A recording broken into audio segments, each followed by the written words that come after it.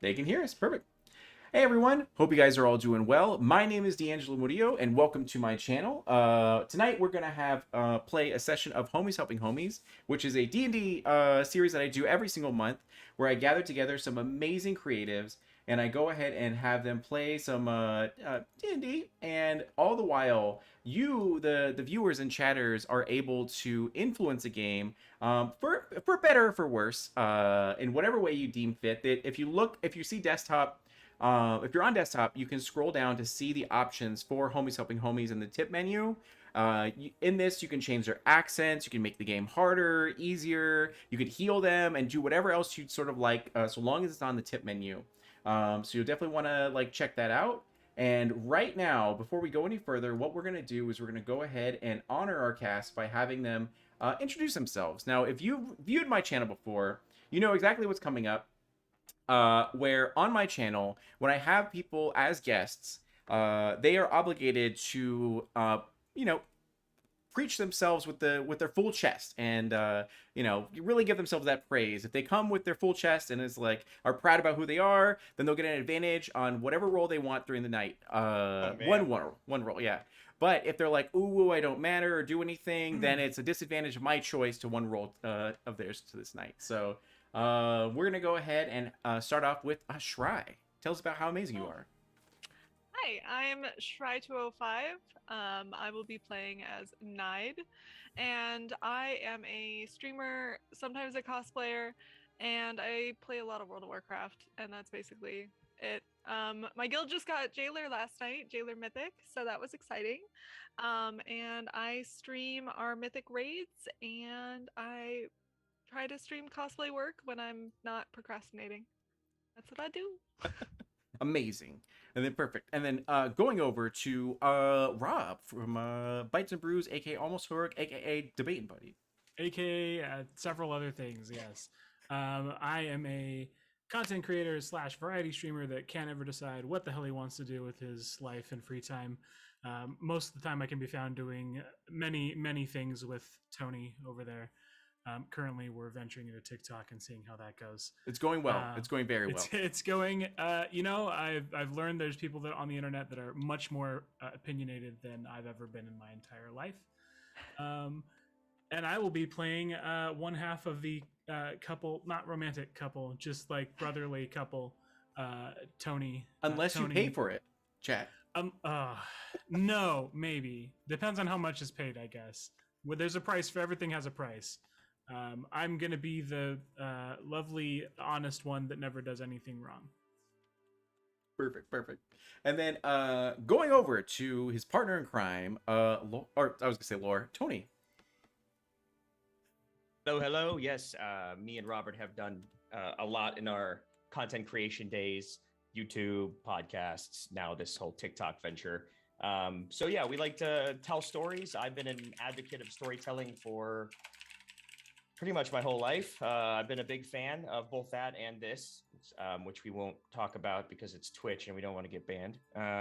But yeah, I try to use my charisma for good by inspiring others through the stories that we tell and try to make people laugh and fingers crossed that it works out.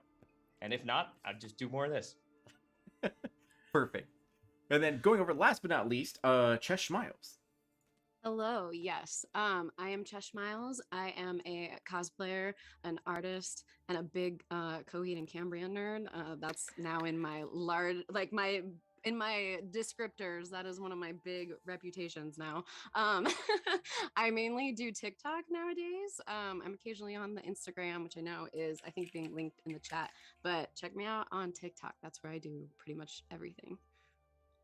Perfect. And once again, my name is D'Angelo Murillo. You can find me on all social media at _D'Angelo. I am a writer, a game designer, an event organizer, trying to do whatever I can to help the homies of our geek community thrive and live their best life. So once again, this is Homies Helping Homies, a D&D series that is monthly, where I gather together some amazing creatives from all different walks of life, and every one of us indies like struggle with getting enough finances to be able to like support the projects that we're working on currently, whether it be cosplay, video editing, camera equipment, whatever it might be. So this is the opportunity that you guys, our joined communities and all that kind of stuff, and fans are able to contribute in a real way to help us get to that next step by buying the equipment that we might need, or simply just lunch or whatever it might be at the moment and everything. So in order to tip, there will be a reminder throughout the chat that'll give you the link to Ko-fi. That you're able to go and tip, and then make sure to also designate who you'd like that to go to, whether it be changing accents or like healing someone or what have you. And yeah, thank you so much for being here. And we are gonna go ahead and roll into our actual session. So, you guys are in the Queendom of Tiar.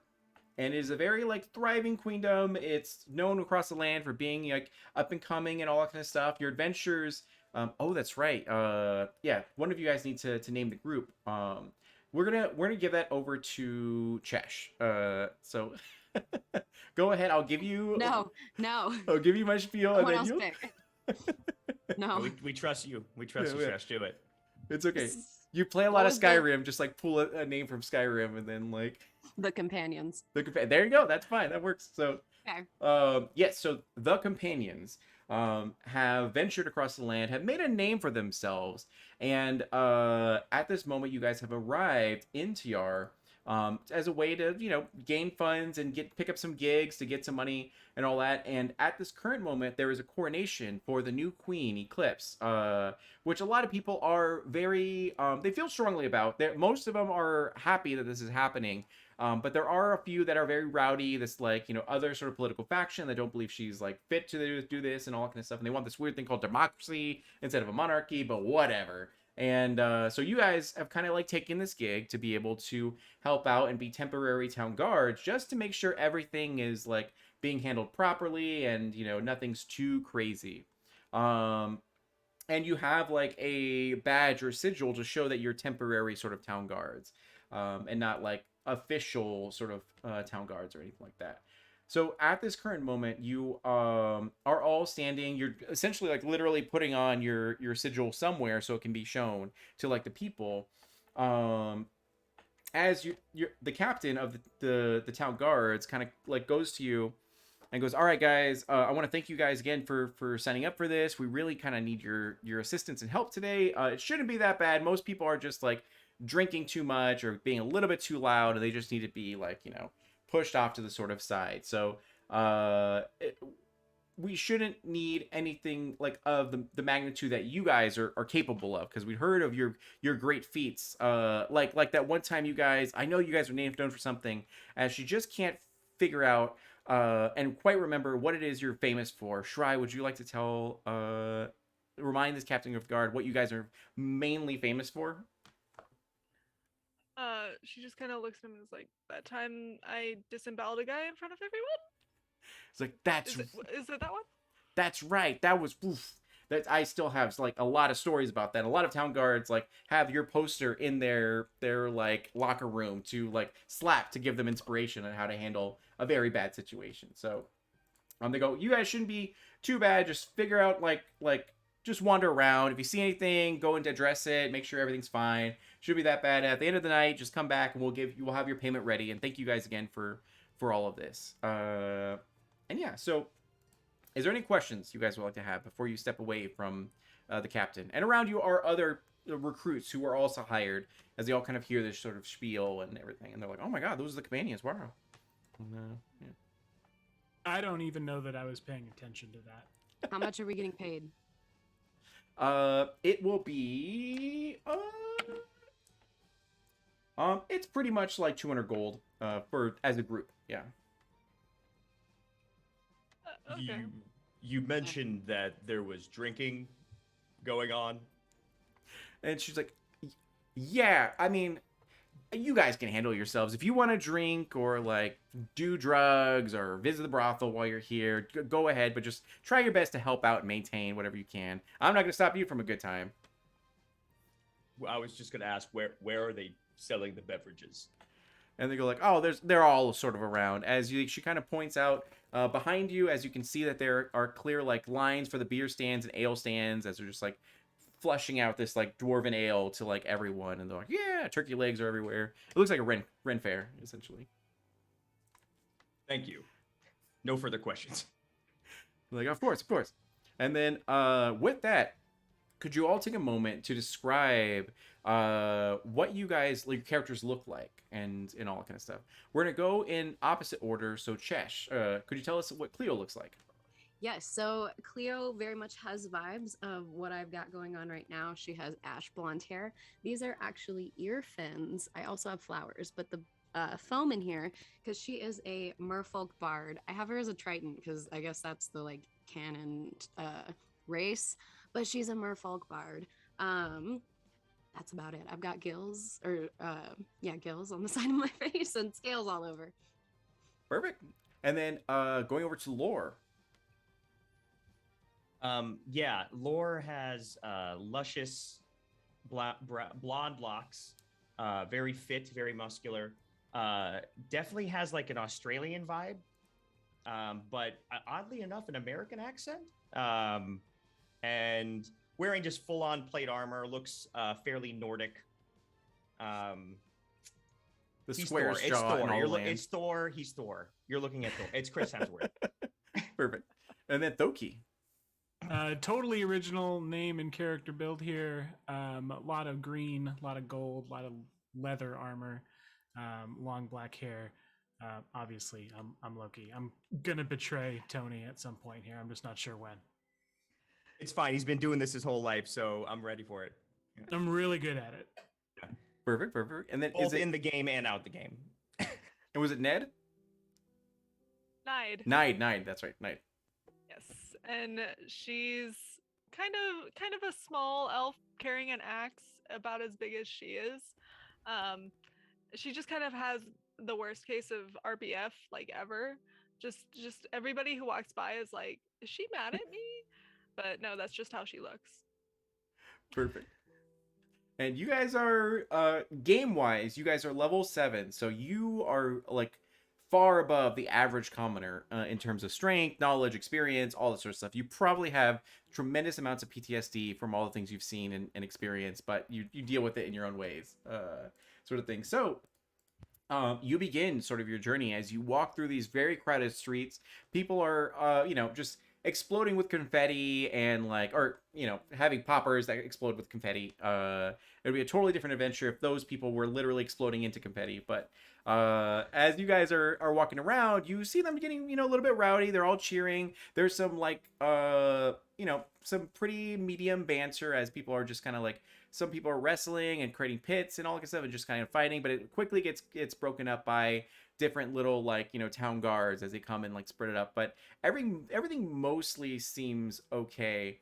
However, you do see, we'll see 3, so that will be Thoki, or anyone else who has a passive perception of 14 or above. So Thoki, you watch as this little tiny girl, who is like we'll say an Eladrin child. She runs up to you and she's like, Thur, as she pulls your cloak.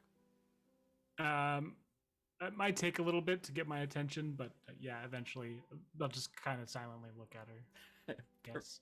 And then she goes like, I see your sigil, and I know you're working for the town guards today. There's some weird stuff going on over there. As she points over, and you see there's an alleyway where that it says outhouses essentially, and it's a section where everyone goes to use the bathroom and all that kind of stuff. And she goes, some weird people are doing some weird stuff over there. Just thought I'd let you know. And then she does have a lollipop and pigtails, and is goes on to frolicking across the thing. Or unless you want to ask her any questions, or if anyone else has a 14 or above for the passive perception, you also see this and hear this. Yeah, is that anyone, or is this just happening to me right now? Just happening to you, yeah. Okay. I'm gonna. I'd like to use my sleight of hand to steal her lollipop and replace it with anything else. I don't care. Perfect. Inconsequential to me. But then I've got 2 daggers. My weapons are 2 daggers, obviously. So while I'm just kind of flipping a dagger in one hand, I'll have a lollipop in the other hand and just kind of saunter my way over to the place she was talking about. And not like silently, not sneakily. So like Yeah. if anyone was going to follow me, great. But if not, I don't care. And you said you were gonna do a sleight of hand check. Yeah. Okay. Go ahead and roll it. Let me know what it is.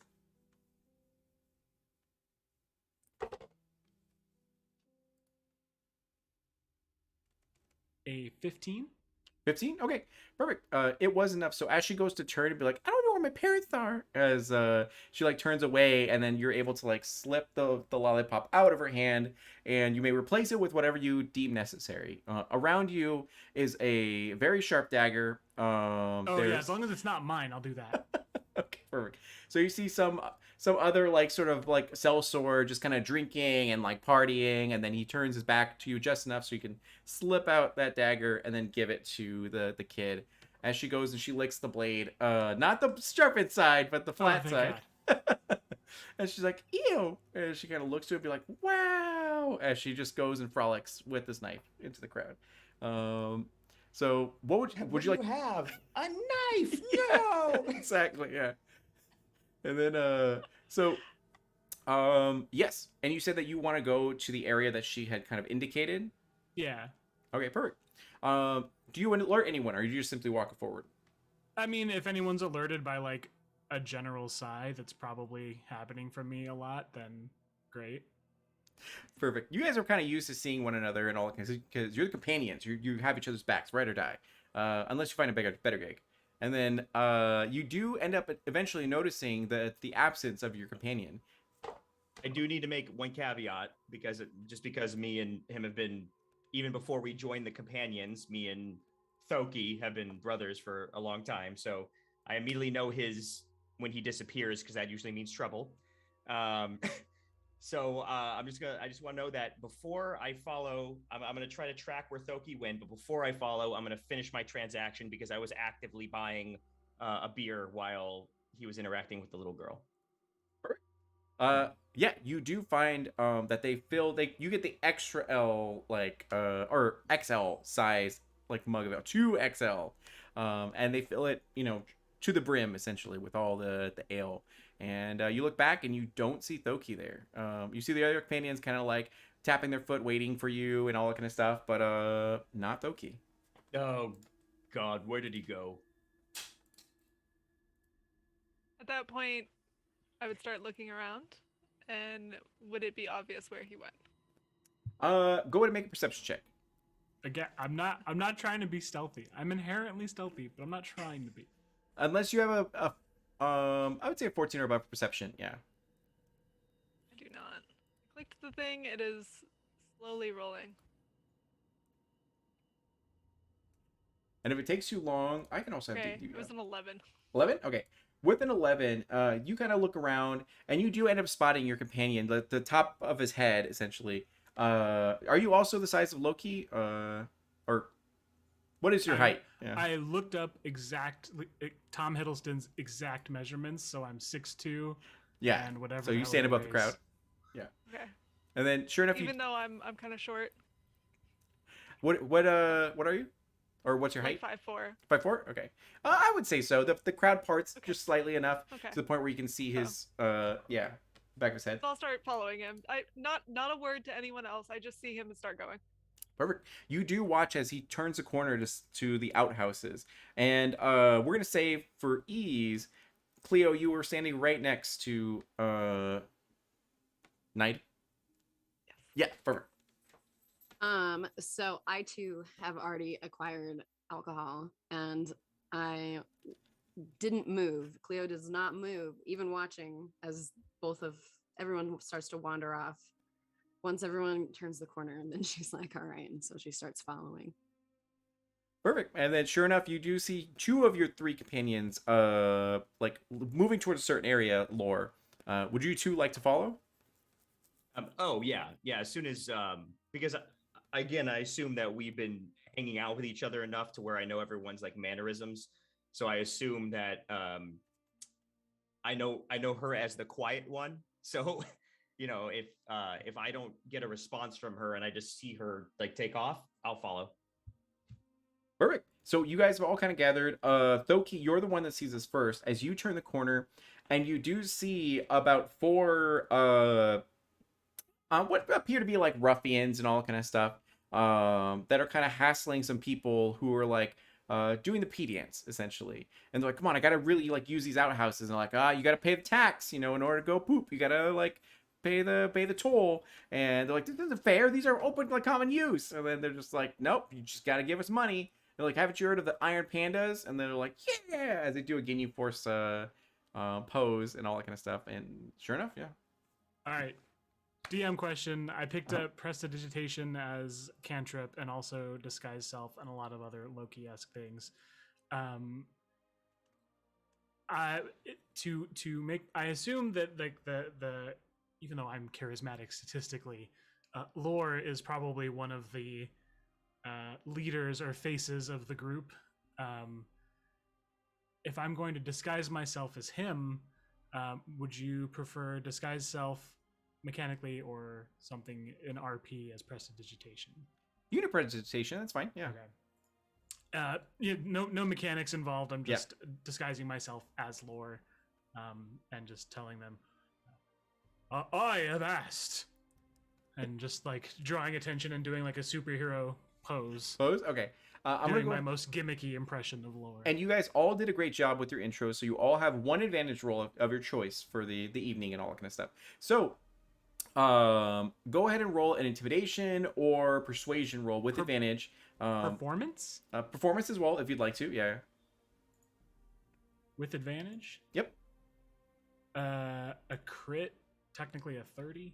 30? Jesus. All right. So, with that crit, you blow my story out of the water. So go ahead and tell me what you do. You have narrative control over the scene. I would just like to know how they would react, because I can go either way. How do they react to like Lore telling them to like cut it out because I'm cool? So at first they don't recognize who you are, not because their backs are turned to you, and they go, like we're in the middle of something here, and then eventually they turn, especially when the person that's harassing them, or the person that they're harassing turns and stops his pee dance to go like, oh my god, it's Lore, and he goes like, I have a tattoo of you, as he like lifts up his shirt, and then you see that there's a tattoo of like Lore, and then sure enough they look to you and go like, oh my god, as they all like their jaws drop, they don't know what to do anymore, and but they're not like dispersing. No, not at all. They're stunned Okay. in silence. I would like to use suggestion to tell them to shit their pants. Okay, go to do you have to roll for that? Yeah, I got technically. Okay. Leo's just like, that's a really shitty tattoo. It is. Yep. If it's command, don't Oh they no, have to roll? And then it's a she goes, save. It looks Yeah. just like Let's see. you. Oh, Okay. Well, that was a 6. That's a 14, so it's a little bit better. 11 and a 9. Do This is any a 12. a 12? Okay, Only- so only one of them doesn't. yeah, only one does it. As they all look to you and they make like they scrunch up their face and think really hard, and then suddenly they look extremely embarrassed. As yeah. can I use my prestidigitation to make the one who didn't fail just suddenly have shit in his pants? Someone else Absolutely. has shit my pants. Yeah. Okay. Do you have to roll for that? Let's see. Was just that says suggestion as well? You Yeah, it's just says no. you instantaneously clean or soil an object. Or soil an object? Yep, you do. Yeah, absolutely. Out of thin air, their pants are soiled as they're You're the like, oh my, best. thank God. And then all of a sudden it happens to them. As they look to you guys and be like, listen, we don't want to fight. As they see they see a symbol that everyone can recognize that you guys are companions. Tony, what is this symbol? The symbol is a dick butt. Okay, as the most fantasy thing ever. Dick butt is like there on your guys' like right shoulder pad that everyone can clearly see, and everyone's super stoked about it. So they see it and like, we're not gonna mess with the companions. We're so sorry about this. As they immediately drop their sort of like crude daggers and all that kind of stuff, and they take out their coin purses and they just throw it at your feet as they run for their lives, waddling the whole way. And the person who was harassed like goes like, thank you guys so much, as he runs into the outhouse and like does his business sort of thing. And you guys have successfully cleared this area of any conflict or issues. Is there anything you'd like to say to one another before an unskippable cutscene? I would like to collect all the money. You do so. You see that 16 gold. Yes. Wait, where's I'm the just money being going collected to- from? They drop their coin purses as like payment. Oh, Yeah, okay, yeah. Okay. They're literal coin purses, Tony. Okay. I was thinking. I'm just going to I'm going to turn to Thoki and just be like, you missed one, but I took care of it. I never miss. God. So perfect. So at this moment you catch your breath and everything seems like to be fine. This is gonna be an easy gig, especially since like you're pretty sure you size this sort of area and no one here seems like they can actually stand up against you, you know, especially not in a drunken state or anything like that. So you're pretty solid. But at this moment, you suddenly hear a sound of an explosion erupting sort of near you. And in a flash of light, you find yourself, like, essentially knocked briefly unconscious. And you see just for a moment that everything sort of goes, you kind of white out. As you awaken, you now hear the sounds of combat, as you can clearly see ghouls that are running through the streets, assaulting anyone they come across. And what remains of the town guards are fighting in vain to buy the survivors enough time to escape. And so far at this moment, you do seem to be safe, as this like alleyway seemed to have been enough cover for you to bypass the explosions, at least in a very physically harmful way, even though you are like a little bit concussed. You all Important question, D'Angelo.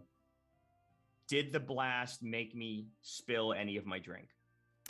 let's do a dexterity saving throw for you. Dex? Okay. On a 13 or higher, we're gonna say your beer is fine. Your alcohol's fine. No, that's a 3.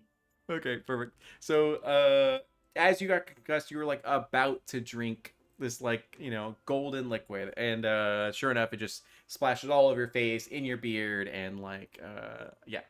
So you all wake up conveniently at the same time as you look to each other, very very confused. Anything you would like to say or do?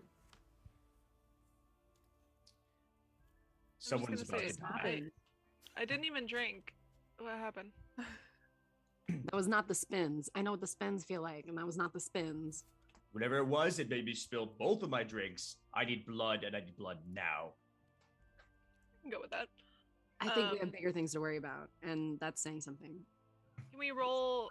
Can I roll investigation to see if I have any idea what's going on? Absolutely, you can do perception, investigation, any of those things. Yeah. Okay. I don't know why D&D Beyond is like really slow. Every so often it can be that way for sure. Wow, I rolled a 10. A 10? Okay.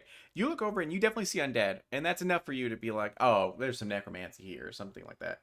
Okay, and I will announce this to the team. There's goddamn zombies. Are there any within like striking distance? Absolutely. So, it is like at this perfect. This is the encounter. Okay, good. So you do see that in this like distance there is a group of 3 ghouls that are just like devouring a like dead body. The same person who will use the outhouse to pee, and they do not notice you at this moment.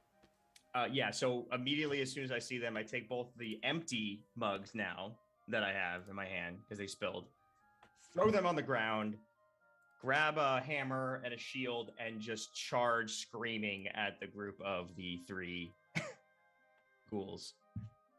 Perfect. Okay, good. So, because of this, they do not see you right now. This will give you all a like surprise round essentially. And starting off with Lore, because you're the first one to actually get into the fray and act. So they are about maybe 30 feet away from you guys.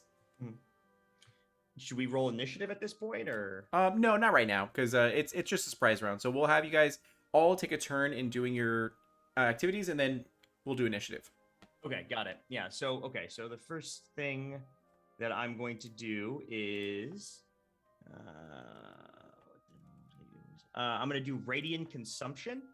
Okay. which once per long rest as an action, you can radiate bright light in a 10-foot radius and dim light for 20 feet for 1 minute or until you end it as a bonus action. Once a turn, an attack or spell deals 7 extra radiant damage. So anytime I strike, it does an extra 7 damage. Mhm. And anything that is within 10 feet of me, including myself, takes 4 radiant damage at the end of my turn. Wow. Okay. Perfect.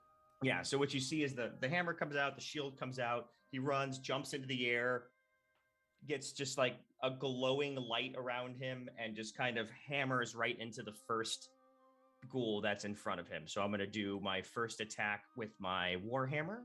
Go for it. The AC is 12, so meet it or beat it. Okay. How's a crit do? That hits. Yeah, that's Yeah. so. Okay. So yeah, I'll that's my first attack crit. So that is how do you run crits, D? We're gonna go ahead and have you just do double damage dice. Double damage dice? Yeah. Okay, so it's 2d8 instead of 1d8. So that's a 5, and 7, 12, plus 7, 19, plus the extra 7 from the radiant damage. So that's 26 damage on the first strike. Okay, it explodes in Okay. violence and gore. And yeah, as I rush through the violence and gore, I'm going to take a nice left swing at the next ghoul closest to me. Okay. All right. That is not a crit, but it is a 17 plus 8. It is a 25. Oh yeah, that Yeah. hits. You hit All right. God, so yeah. Okay. All right, and that's just going to be 1d8. 8 plus 7, it's 15 plus another 7. It's 22 damage, 7 of which is radiant. Okay, perfect. 22 damage, so that's good. And then after that, there is one last ghoul that's remaining. Is that it for you? Oh, does that thing get nuked as well? It still is up, but barely. Okay, so it's not. I didn't notice with the radiant damage that it took extra damage, did I? You know what? I don't think so. Trying to get a bead on what these things are. Yeah, you can identify that this is a ghoul for sure. Okay. Yeah, it doesn't have a vulnerability to radiant damage, but that was some pretty hefty damage, output. So Okay. Am I within 10 feet of both of the other ghouls? For the last one, or yeah, both of them, yeah. Yeah. Okay. So I'll just end my turn, which immediately I take 4 damage, as do the other 2 that are around me. Okay. And then go and roll that damage. Oh no, it's just immediate 4. It's not like a D4. Oh, it's immediate just 4. Okay. damage. Yeah. All right. Well, now that ghoul's down. So Okay. there's one ghoul left, and it's gonna go over to Thoki.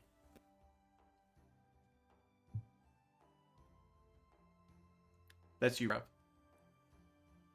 Yeah, Uh-oh. Thoki. I thought it was So you going to. I thought it was going to me. Yeah, it's your turn. Like the turn is going. I thought the ghoul was going to. Oh no, yeah. I'll just kind of like sigh and just comment like show off, and then I'll just run up and stab him with one of my daggers. Weapon of certain death is my dagger that I'm using. Okay. So let's do an attack with that.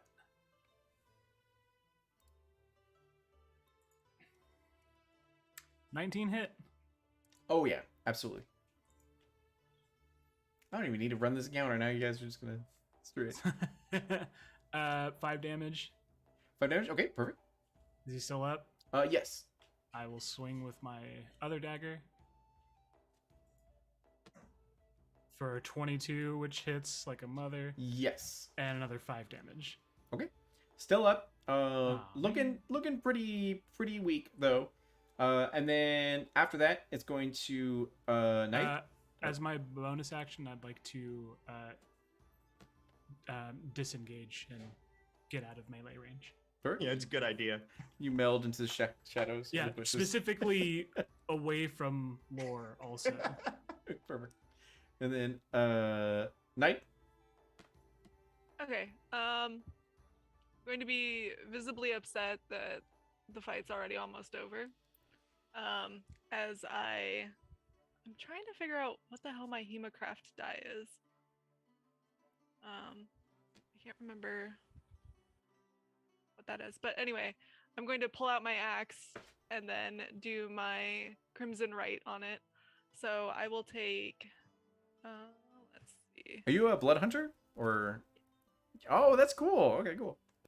Where is it?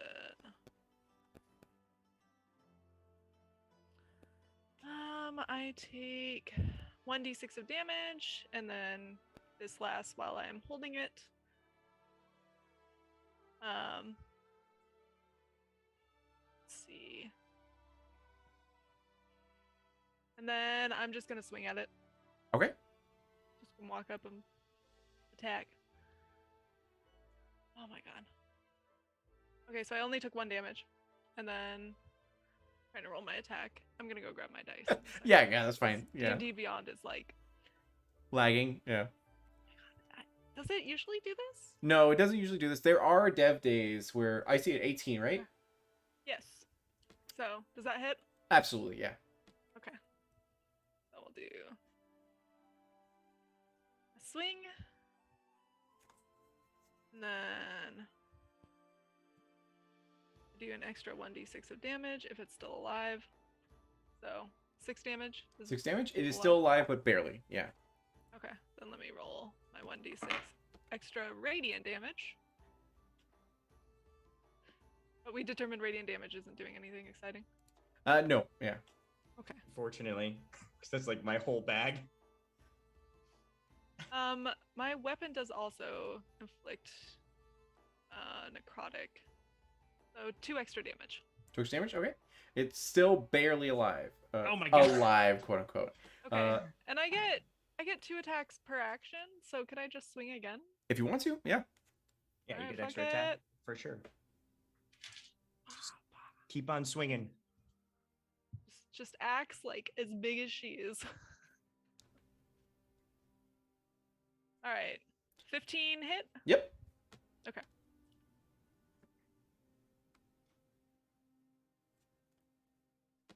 God, this is so bad. It's all good. I'll get up after this. Okay, 10 damage. Okay, now it's down and out. Nice. So you these ghouls were chowing down on this sort of meal, and then sure enough you guys wake up, the dust sort of clears and all that kind of stuff, and you like head over to like engage with them as they don't even realize what like death is falling upon them. Final death is falling upon them with like, you know, radiant sort of explosions, like swings from, you know, magical weapons and stabs, you know, from the shadows and all that kind of stuff. And sure enough, they are dead and down. Cleo, you're getting up and like dusting the you know, the dust off you essentially. And sure enough, you like go to move to help out, but you realize they've got it under control.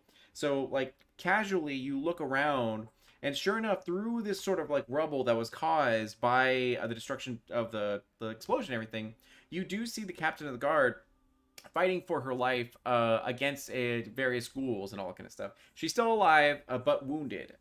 They do not see you at this moment, and they're about like maybe 80 feet away and all that. So what would you like to do?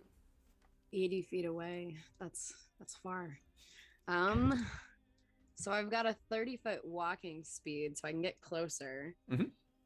And then I have a spear that has, wait, where was it? The range of 20. Then I also have my javelin, which is a range of 30. Mhm. Can I use either of those? I don't know math. I think the javelin. Let me check your sheet really I'm quick. thinking the javelin, yeah, because then what? 30? Yeah, that should be right. Well, the javelin should have a range. Let me see here. We go over to the campaigns, and homies. There we go. And then going over to Cleo. Yeah, javelin has a range of 30 feet, but if you want to throw at disadvantage, it's 120 feet range. Mm-hmm. Oh. I don't like disadvantage, but it is a nice javelin. All right. I'll go for it. Do Sure. a disadvantage. So Is there something the I good can- thing is that they do not notice you at this moment, so you will get advantage on the roll. So that'll just cancel out and make it just a clean, straight up roll. Cool. And so then on D&D Beyond, I just click the dice, right? Uh, Hit DC? Correct. Yeah. So you hit the +5. Yeah. There we go. 17. 17. Yep, you do hit as it flies through the air, makes a whistling sound as it cuts through it, and then ends up like slicing into one of them. So go ahead and roll your 1d6 plus 2. Come on.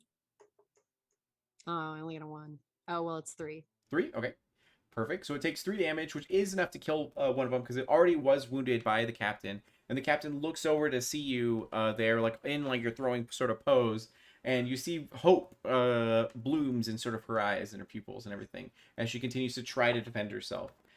Is there anything you'd like to? Would you like to alert your companions about this or anything? Yeah, I'm gonna say, hey guys, I need help, because y'all are done with whatever you were doing.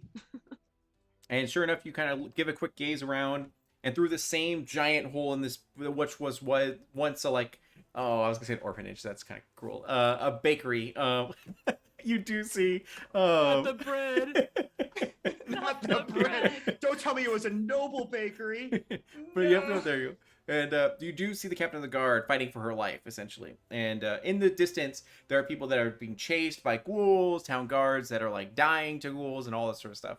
And yeah, so at this moment, you can decide, because you also can clearly see that there are routes through this alleyway where you can completely avoid a majority of combat if you choose to, like, let the captain of the guard I do her choose to do that.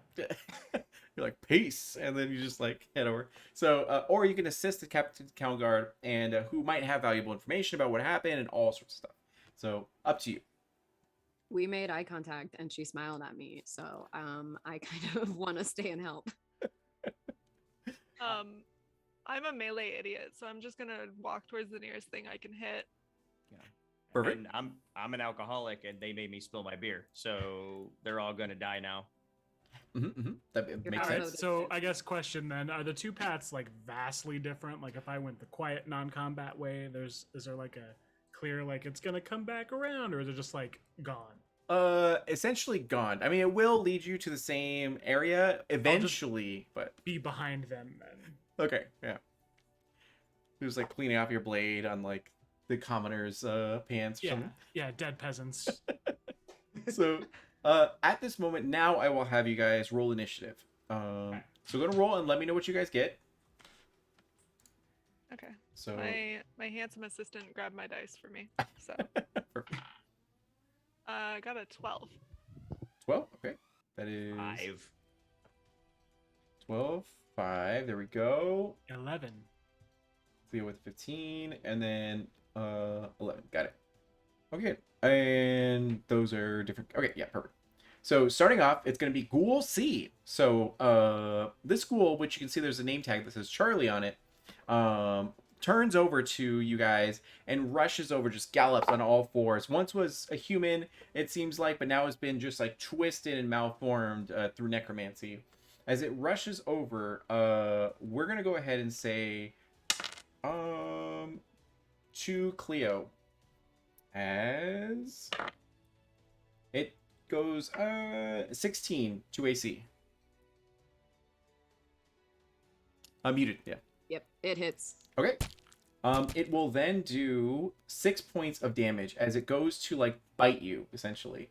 And as you like try to block with your forearm, it just chomps sort of on it. Ouch. Okay, how many damage?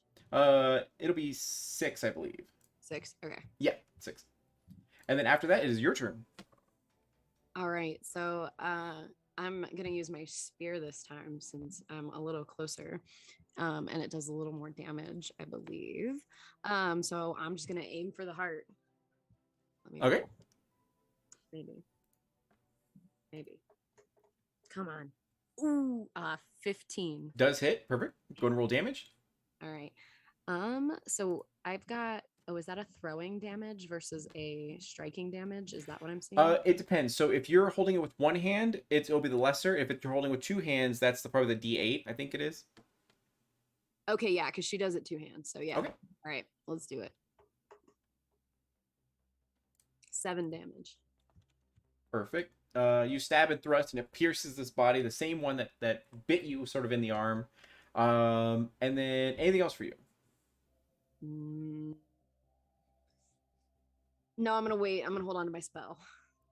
Perfect. So the next one that has also conveniently has a name tag that says Bobby, like breaks off from the captain of the guard and rushes forward towards Lore and 10 to AC for Lore. Yeah, no. It tries to chomp on your arm, but it's just like it's shattering its teeth onto the plate armor. So after that, it's gonna go to Nide. Okay. Which one's closest to me? The one that's attacking Cleo Ye- or Lore? I would say they're both within 5 feet of you. Yeah, they're both pretty close. Okay. Well, I think Cleo's cute, so I'm gonna go attack that one. So a 16. Hits. Yep. Okay. Then D8. So it's 11 damage. Oof. And then plus Is barely hanging on. And you said plus there's 4? an extra 4. Yeah, extra 4 because I'm still holding my axe, so it's still big glowy wow enchant on it. So Would you like to describe how you kill this creature? I walk up and it has just chomped on her, right? Correct. So I walk up and I'm very careful not to hit her, but I just chop the thing in half and it kind of falls. Perfect. And then anything else for you? So since I can attack twice per action, can I go back to the other one? Yeah, we're gonna say you were so close to them that you can use a partial movement Okay. to get to one target, and then the partial movement to get to the other one. Yeah. Okay, so I'm gonna go back and attack the other one. Okay. All right, an 18. 18 does hit. Yep. All right, and then that'll be 6 plus 2 radiant. So radiant. Okay, there we go. It's still up, still looking relatively healthy. And anything else for you? That's it for me. All right. After that is Thoki.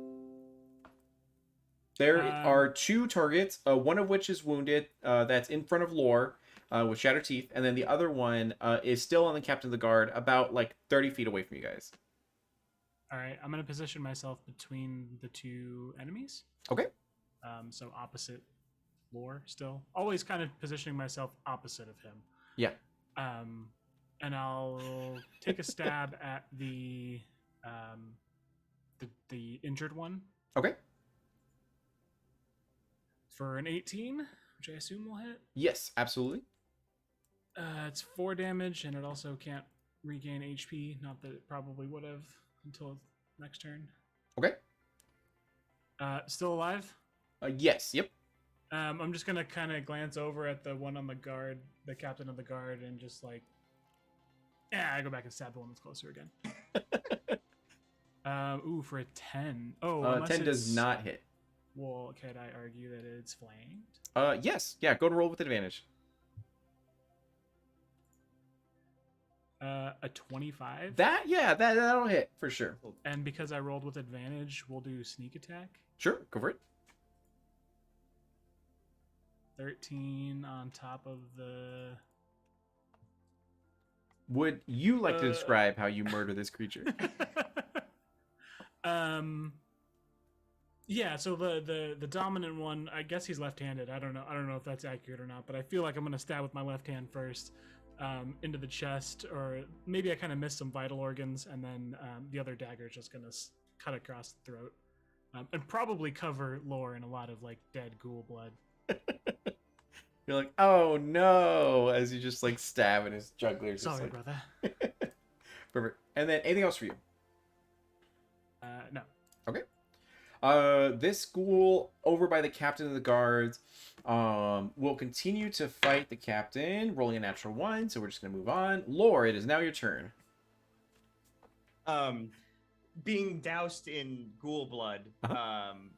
if anything, has just made Lore more blood drunk. Yeah. Lubricated? Oh. Yeah, lubricated. So as he runs past Thoki, he smacks him on the back and be like, "That's the spirit, brother!"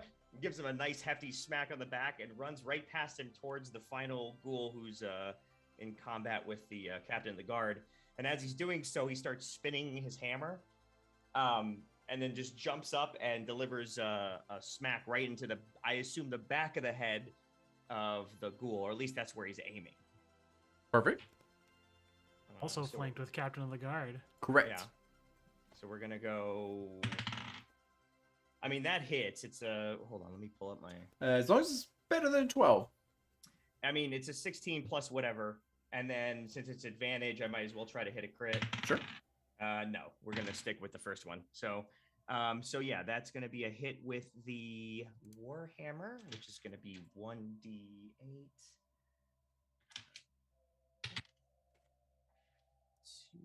Oh, and how much time has gone by since we killed the last three that were chowing down on shitter guy? We're gonna say it's been like maybe a minute or so between Damn, those two okay. comments. Yeah. All right. Well, then my cool shit is not working anymore. So, so instead, what I'm gonna do is I'm gonna do a divine smite. So, let's see. When you hit with a melee weapon attack, you can expend one spell slot to do 2d8 extra radiant damage. So I got 1d8 plus 7, so that's 9. Bring the thunder. Eat And my the love. hammer. We're gonna do so. Adding all of that up together, it is. Oh, and then an extra 1d8 because I'm doing it at level 2. So that's 20. So it's altogether 20 damage. 20 damage? Okay. Perfect. You swing like hard and fast at this ghoul who is paying complete attention to the captain of the guard, who's wounded and weak. And you can see that there's clear grievous wounds that she has on her from her, like, you know, exposed areas from her armor and all that kind of stuff. And you just like snap the spine sort of this ghoul as it like crumples to the ground, still alive but barely, as it's still trying to swipe at the guard and all that. After you, it is gonna go. I have Oh, another attack. Oh, Yeah. never mind. Go for it. You said it was barely alive. Barely alive. Yep. Okay, good. On a scale of 1 to 22, it would be 2. Yeah. Got it. So 16 hits then. Yeah. All right, we're just gonna do a basic B attack, so that's gonna be an extra 9 damage. Okay. Perfect. How would you like to destroy this? You said I like hit his like spine in the first hit. Correct. And it like So- crumpled there. Yeah, so I think the first attack is going to be a jumping attack downwards, right? To kind of like almost like pin cushion it like into the ground, like Yeah. just kind of pancake it into the ground. And the second attack is going to be coming from below upwards and to just try to like field goal this thing off into the distance into like a little nice compact form. You do so, as there's even a Team Rocket like bing as it flies off. Blasting off again. Exactly. Okay. So combat has ended as all your targets. There's no more threats around, at least in the immediate area. The captain of the guard like leans heavily on her pole arm as she like coughs up blood, and she goes, thank the gods you guys are safe, because you guys are probably the only chance that we have to change all of this essentially. And she goes, I don't know if you guys were like aware of what happened. But the undead just struck super hard and super fast throughout the queendom, and it took out a lot of our outposts for the town guards and everything like that. And there are all manners of undead, I feel like I saw like what appear to be like vampires or necromancers of some sort, but they were heading towards the actual like throne, to the queen is what like reports have come through as. And I don't know what happened, but our generals are all amiss, or like either dead or missing essentially. So there is a plan for the queen to go into a safe room that has an exit to lead to outside of the queendom. However, one of the generals is supposed to have a key to be able to get her there, and she kind of like pulls from her side the key. As you see, it's brass, it's quite thick and everything and ornate. And she goes, one of the generals was able to give this to me before he actually perished, and wanted me to go and save the queen, but I am unable to do so. So I have to ask, like, please, can you do this for this queendom? And then she like gives it to you with wavy hands. How bad is she looking? Is she looking like she's gonna make it? She looks pretty wounded. Yeah. Okay. So I'm just gonna Also, if it matters, because in every D&D session now this comes up, She is dateable. She definitely looks pretty cute and kissable. So if you had Wow, any, I'm really thinking about healing her. Yeah. I could unsoil her clothes if that would help. yeah, yeah. Oh, I forgot that was a thing. Um. So as I'm gonna reach out to grab the key, but as I grab the key, I'm also gonna go like grab her hand as she's holding it, and there's gonna be kind of a soft glow coming from my hand, and I'm gonna use lay on hands to heal her. Let's go 10 HP. Perfect. Just to Yeah, Cool, you I'm see. glad you did it, so I didn't have to. Yeah. So you see one of her wounds on the side that clearly looks like a bite mark and everything, like heals and closes as you see a bit of life come back into her, and she goes, "Oh my God, thank you. I thought I was going to like pass. Well, I will do whatever I can to buy you guys enough time to get through the alleyways essentially and make your way. There is a roundabout way to get to the throne from the side, because the direct path is littered with town guards making a final defense, trying to or the honor guards making a final defense to keep them at bay, or the horde of undead. But if you go to the side, that should be easier for you guys to get into the actual castle to help out. Oh, don't you Um, worry. If there's a secret passage, my brother will find it. Nye's just gonna walk up and be like, "How long ago did this all start? We were only passed out for like a second." And she goes, it was probably about like 20 minutes ago or so. And And she's just like, "You figured all this out in 20 minutes? I don't believe you. You're suspicious." Sam. And she goes like, I'm just telling you what I got and the reports that the scouts have told me. I wish I had more for you. As she takes off her helmet and like flicks her locks in sweat and all that kind of stuff. Yeah. I'd like to make a really scary ghoul sound with minor illusion, like behind them and around the corner to draw attention. And while that's happening, I'd like to take that key. Let's go do a sleight of hand.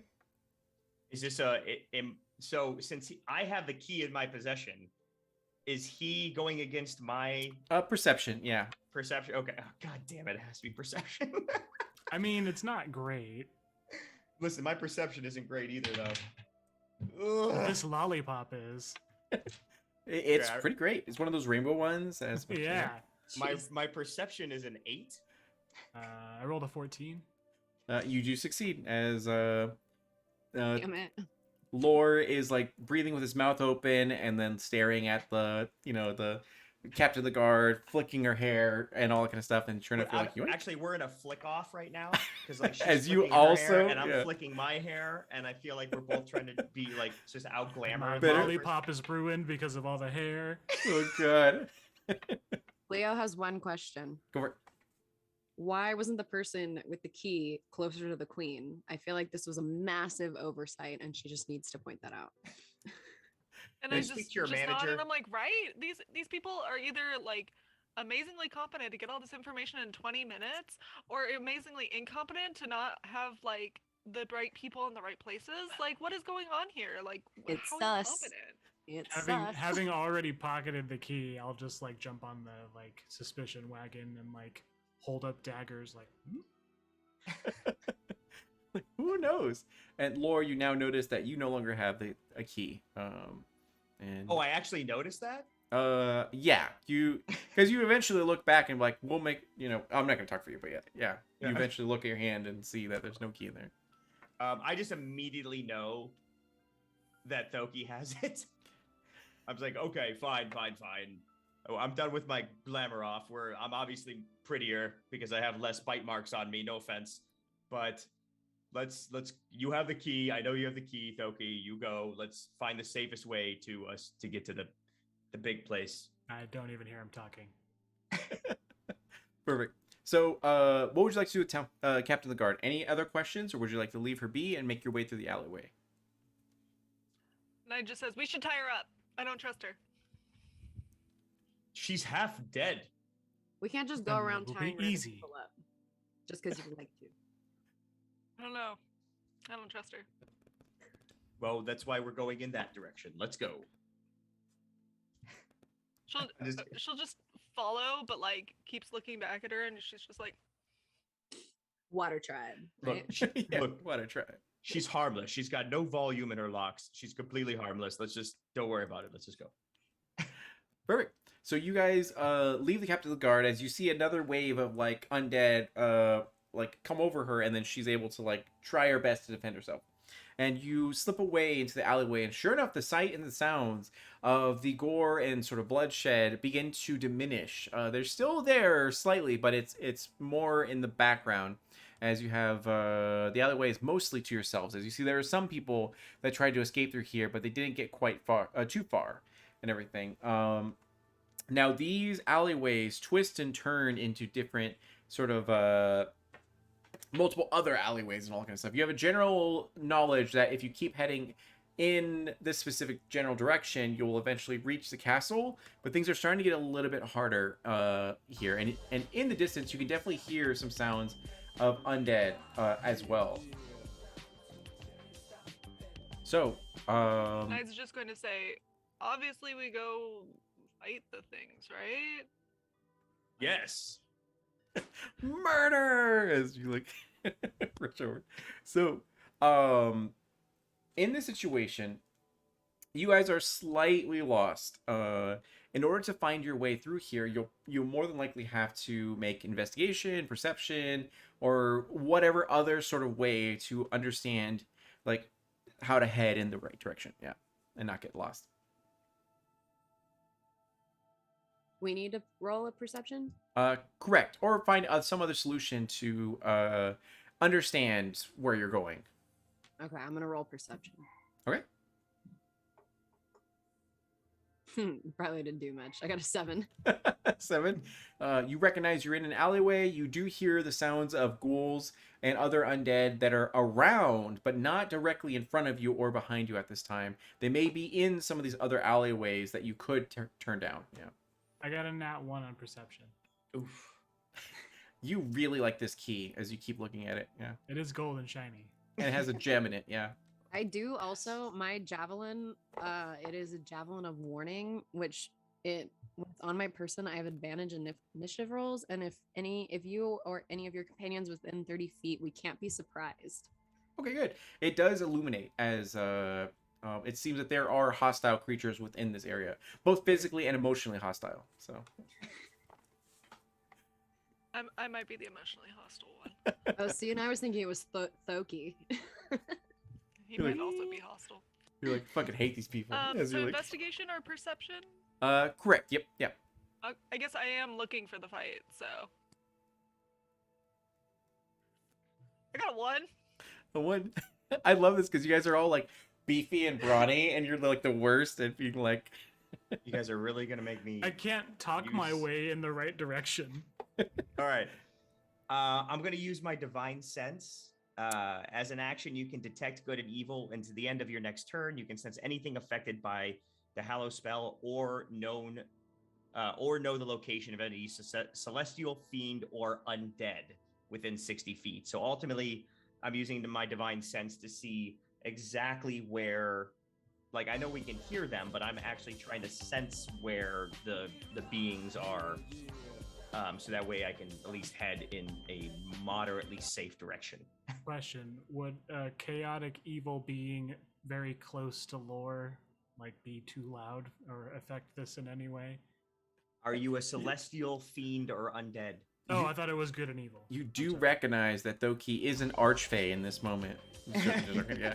So you do use your divine sense as you hold up your hammer and channel your abilities and powers, and sure enough, you are able to open up like your third eye, and you see that kind of like the Predator. You see their thermal readout beyond the buildings and all that kind of stuff, and you see that there absolutely are about like I would say 12 undead that are around you guys, stuck in these different alleyways, chowing down or chasing down commoners. There are some undead that are in front of you, but they're a little bit of a ways, sort of away. But they are coming up. Yeah. Okay, so we have a little bit of wiggle room if we just continue to move forward. Correct. Yep. Okay. Yeah. I'll just kind of hold up my hammer, which is now glowing slightly, not like very brightly, but just like a slight glow. And I'm just gonna start moving in the direction where there isn't any immediate danger. Perfect. And as you guys like move forward, after failing all the checks and things that you wanted to do and all that kind of stuff, you guys make your way down and see more and more sort of bloodshed and gore as you eventually you do see there are two ghouls that are exactly like the ones you fought prior. However, you do see one other creature that seems a little bit more humanoid, a little bit more intelligent, as they're kind of like, you know, kicking rocks essentially and being like, I can't believe I'm over here like dealing with peasants when the main battle is over there. Like, I want to be the one to actually capture the queen and give her to Shry. What is the name of a girl that you hated in high school? I don't remember.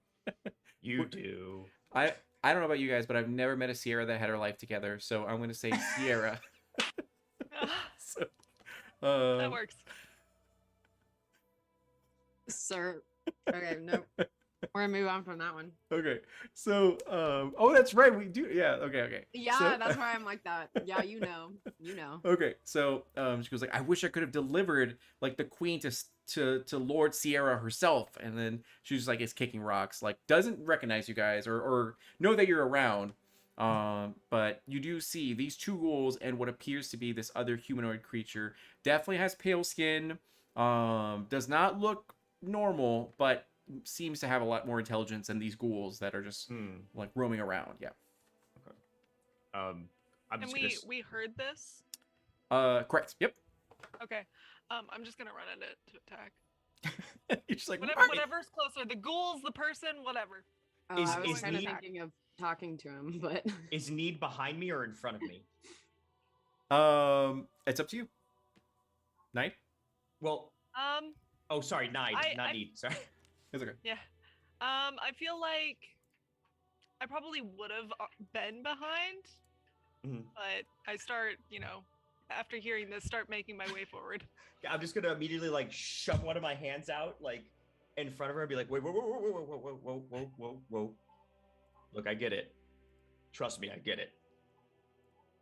But maybe we should talk first. This one seems to have something up here, which is not really my my strong suit. So, brother, I'll disguise myself as like what the intelligent one looks like, and just kind of like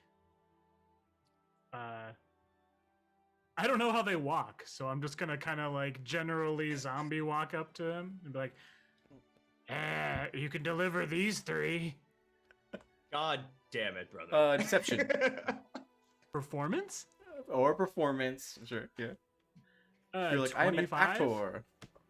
Yeah, 25 works as you give the performance of your career here, and then as you shamble up, you do look like I'm sorry. To retract my previous statement, they are not ghouls. They look to be zombies.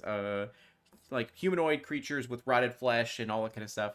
As you shamble over and you say this to her, as she like looks back and looks to you and be like, why do you have intelligence? As and then looks over to see the other, the other companions there. And she So I'm seems just like visibly pouting, like holding my axe, just like I'm just shaking my head because I know exactly what Thoki did, and I probably should have saw it coming. perfect. She's in front of you and she goes like, I guess there's some more people that we just gotta clean up because that's all we're good for. As Yeah, I'm just gonna kind of like keep directing and gesturing at them while I'm like moving behind them. as she takes out her whip and like cracks it a little bit. Is anything you guys would like to say or do before? I would like to Yeah. stab her in the back as soon as I possibly can. Okay, Oh. so Cleo first. Yeah. I was just gonna try and say, instead of moping around here, why don't you go to the castle and go to the queen and do what it is that you want to do? Trying to get them to leave. Persuasion. Yeah, that was my. So we don't have to deal with them. All right. Yeah. I'll wait for someone else's plan. But if 21. something goes south, I'm stabbing her.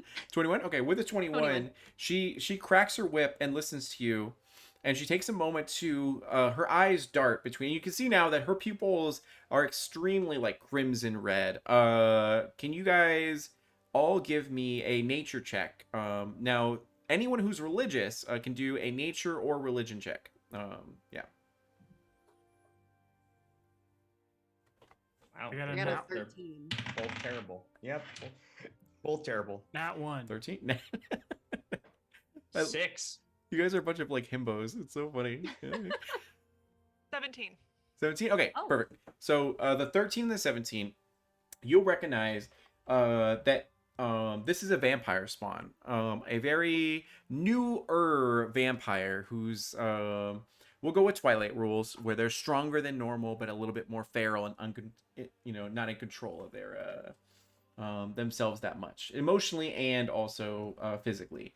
As she considers your words, looks you guys over and has enough intelligence to recognize that you guys have magical equipment. You seem extremely, swole with grievous, scars all around and all that kind of stuff. And considering your words, as she kind of thinks about it and blinks and goes like, if I arrive to that castle and Sierra sees me and knows that some people, penetrated our defenses, then it's going to be like my head in a platter. And I don't know if I want to risk that, as she's contemplating, No one has to know. We're not gonna tell anyone. I don't know your name. I would just like to instill my vampire or ghoul You like- like moniker. Like, it kind of seems like a good idea. Okay, because And of that. also, are they gonna say anything if you kill the queen or if you capture the queen yourself? You're gonna be a hero. So, Thoki, because of that, you're going to assist and give Cleo an advantage on their next persuasion roll. Yeah. Or deception or intimidation. Yeah. Do I have to roll again? Yes. Yeah. Okay. Let me roll. On what was the other one? Perception or Perception, or sorry, persuasion, intimidation, or deception. Yeah. deception. All right, I like that one. And I just have to roll over a 10, right? 15. I didn't go as high as I thought I would. You do get advantage because Thoki helped you. Yeah. I rolled a 30 to help. I Okay. like that. Yeah.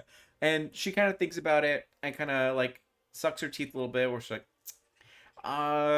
you know what? I think we can, we've come to an accord and agreement. And it's like I'd like you, Mr. Zombie. Me and you are gonna go places as Please call me Steve. you got it, Steve. As she claps her hands and the zombies in the area kind of like get up from what they were doing and then immediately shamble and follow her as she like heads out from this sort of area. As you sort of see her go down a certain alleyway, you can clearly see that above these sort of buildings, you can see the top of the castle. So you're getting closer. And using context clues, you can kind of assume the path that she took is the way to the actual castle. And you've avoided this actual encounter. So That was the plan. Nice. I don't know if I'm As we're excited or upset. As we're walking, But I guess our- a direct path to the castle. Well, as we're walking, is it like me and Lore towards the back, kind of Correct, yep. pouting that we didn't get to fight people? I just turned on and I'm like, I think we're close enough now. We could kill them. Wait, who? The one leading us. She got us close enough. Oh, We can kill them. but Zombies. one of them is my brother, though. So, I mean, I know he's He'll- kind of a he'll- dirtbag, He'll but survive. He'll survive. are you actually with Fine. like this vampire spawn, who are you? Thoki? asking? Or did Steve like back up and like are you still No, in no. disguise following her or Yeah. Like I'm with the bad guys. okay, perfect. So- We're escorting the prisoners to the queen. Perfect. So I'm just talking to Lore because I'm just like close enough. do Right, but they make good like human shields. So, We're gonna I have to don't- kill them at some point. I mean, eventually, sure.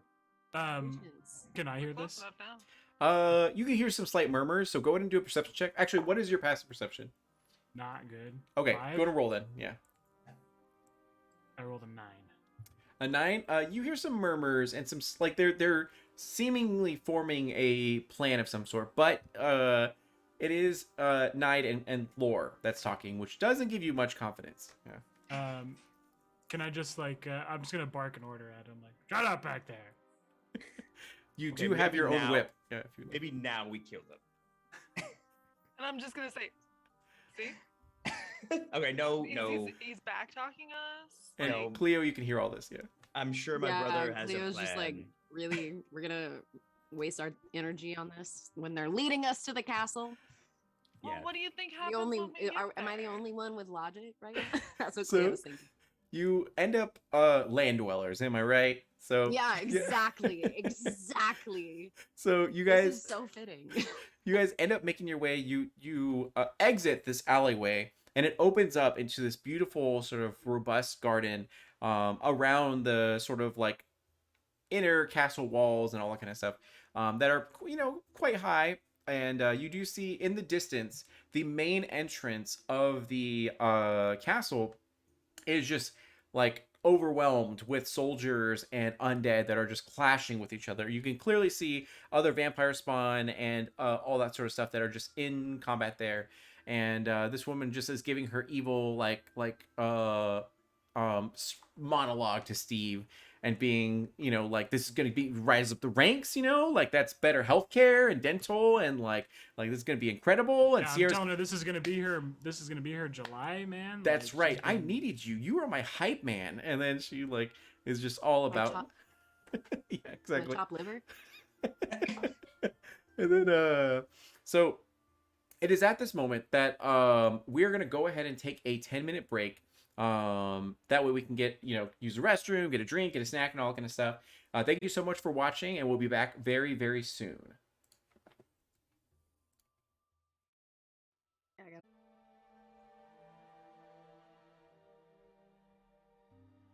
Oh, hear us. Yeah. Hey, everyone. Hope you guys are all doing well, and welcome back to Homies Helping Homies. And before I get into like what the show's about and all that sort of stuff, we're gonna go ahead and have everyone reintroduce themselves briefly as to where they can be found online and all that sort of stuff. So starting off, we're gonna go with Shry. Hi, I am Shry205 on all the places, consistent branding, and I am a World of Warcraft streamer and cosplayer. Sometimes I'm trying to get into more weeb cosplays. But yeah, that's what I post, and apparently lately I've also been posting a lot about Ramstein, so I'm gonna make that my thing too. Yes. Perfect. And then going over to Chesh Miles. Hello. Yes, I am Chesh Miles. I am a cosplayer and artist. I do a lot of Skyrim and I do a lot of Coheed and Cambria. So if you like both of those, you are my favorite kind of person. You can find me at Chesh Miles on. Oh my gosh, sorry, my mom is texting me and it's So blowing up on my popular. Mac. Yeah. I know my mom. Like, but anyways, you can find me on Instagram and mainly on TikTok. That's where I do a majority of my stuff. Perfect. And then going over to Tony. Hi, I'm Tony. I like to drink a lot and complain about things, and I record myself sometimes with Robert, who's going to be talking after me. But you shouldn't listen to anything that he says because he's a blatant liar, and I'm just going to spend the rest of my time talking about how Robert lies, and it upsets me, and I'm upset about it. So I'm just going to keep on drink my feelings away. Social media. Sorry, debating buddies on TikTok. Robert will put it in the chat. I don't know how it's spelled. I don't know if there's an apostrophe or if there's not an apostrophe. I don't know. Just it's in the chat. Perfect. And last but not least, Rob. I am Rob. I am also known as America's sweetheart and the best, most honest person in this group. I like to argue with Tony all the time. So much so that we made a TikTok channel out of it, and it's fun. It's fun pissing off everyone on the internet so that they have just as bad a day as I get to have most of the time. And I'm gonna be playing Thoki, who's not at all based on anyone, a totally original character that I came up with myself. And he's the god of unhonesty. Perfect. Yeah, legally unique. It's like not anything. Just I've changed enough so that you can't say I copied someone else's homework. There you go. Exactly. So So for you, Disney. so this is Homies Helping Homies. It is a monthly D&D series where we take different creatives from all walks of life and be able to bring them together to play a session of Dungeons and Dragons. Now, the unique thing about this is that the viewers actually get the chance to heavily interact with the story in various ways. So if you would like to pick on someone, you can go ahead and change their accent. You can provide them benefits or to their roles, or heal anyone, add more drama, add sultry mode, whatever you'd like to do. If you're on desktop, then you should be able to see the menu. If not, I think it's like let me see here. Maybe it's that one. Yeah, there we go. It has the readout for what everything is. So if you go to if you go to the Ko-fi link, you can go ahead and tip, and then be able to let us know what you like to do and who you'd like to affect, if it's like changing the accent or what have you. So Is that supposed to be Kofi, or is that coffee? Or it Ko-fi? is Ko-fi because it rhymes with no fee. That's what it says in there. Frequently asked Oh. questions. Yeah. I'm glad it's dumber than I originally thought. That's awesome. Thank you. I said it wrong for like a long time. It's so I got corrected. They're like, D'Angelo, we're professionals. It's Kofi. And then I'm like, oh, sorry. And then, yeah. So It sounds like another fee, like a copay. yep. I thought it was coffee because it's like buying someone a cup of coffee, but Yeah, apparently that's what I thought it was too. yeah, but apparently it's Kofi because it rhymes with no fee, and that's like their whole thing.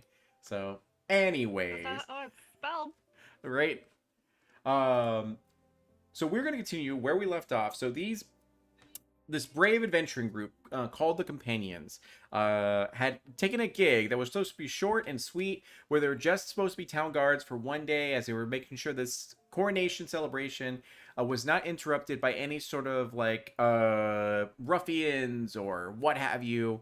And sure enough, they were doing that, and then taking care of the town as best as possible, finding some people that were extorting, people to use the bathroom, dealt with that, but then got knocked unconscious, unfortunately, by an explosion. And as they came to and woke up, they ended up seeing that there was destruction and mayhem all around them, in the form of undead that were just crawling across this queendom and terrorizing the locals and everything.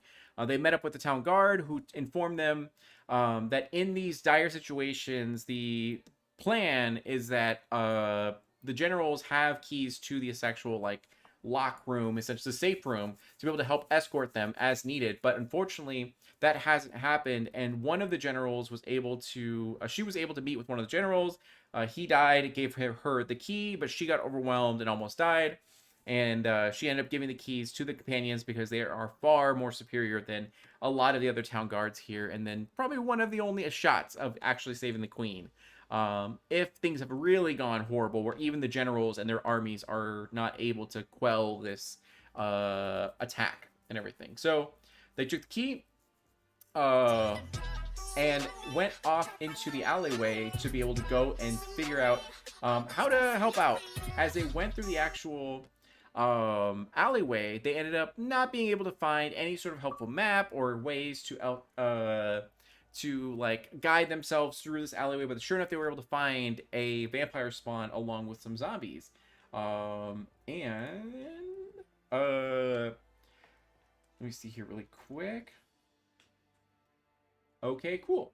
So we just got a accent change, so Tony has to speak like a valley boy from now on. Like valley girl, valley boy, whatever you want to. Yeah. What, like Keanu Reeves, essentially? Like, am I doing like a whoa? It's up to Thoki because they're the one that pay the money for it. Spilled my drink. That's what makes sense. Yeah, Thor gets called Point Break all the time. So. Oh, fair enough. Okay, so yeah, I'll just Keanu Reeves from Point Break. Got it. Perfect. So Johnny Utah. there you go.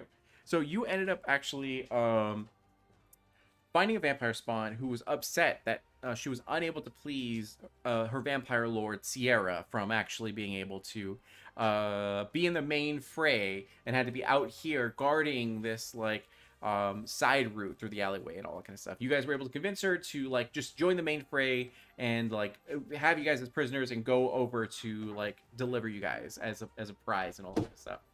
The current theme, Raynok, is fantasy. So if you would like to change that, feel free to think of whatever theme, and we'll make it work. You want to play Naruto? You want to be Sailor Moon? You let me know, and then we'll make it happen. So,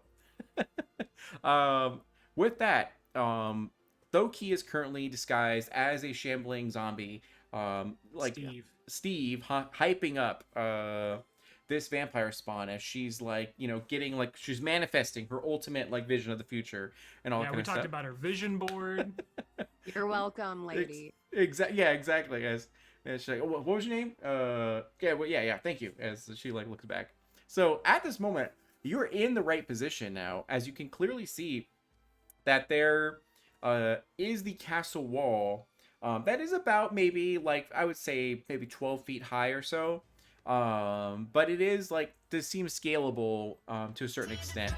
And while here, that you could choose to break away to be able to go and do stuff. And we just got a couple donations. Let me see here, or tips rather. So, all right, Grinny clarification. So with Sultry mode, it affects everyone and everything. But you specifically pointed out Rob. So if you want, we can have Rob be the only one that's affected by Sultry mode. It's up to you. So you want everyone or you want Rob? And Raynok actually just changed the theme to a dystopian cyber universe or cyberpunk. So this is Blade Runner essentially now. As you all have cybernetic enhancements and there's a lot. Everything has blinking lights and so it's Is she still a vampire? Grid pick Rob. Yeah, cyber vampire. Yeah. Cool. And then and we'll wait for Granny to do her thing. But yes, so as you guys are here, it's raining because it's the dystopian future. As there's holograms of ads that are continuously playing, advertising Oscar Mayer, heart like meat seltzers, and you see these ghouls and these zombies who are really just like robots that have been removed of all their humanity, and everyone has laser swords or laser guns going pew pew pew. And yeah, so you guys are at a point right now where you're near the actual like high gates of this we'll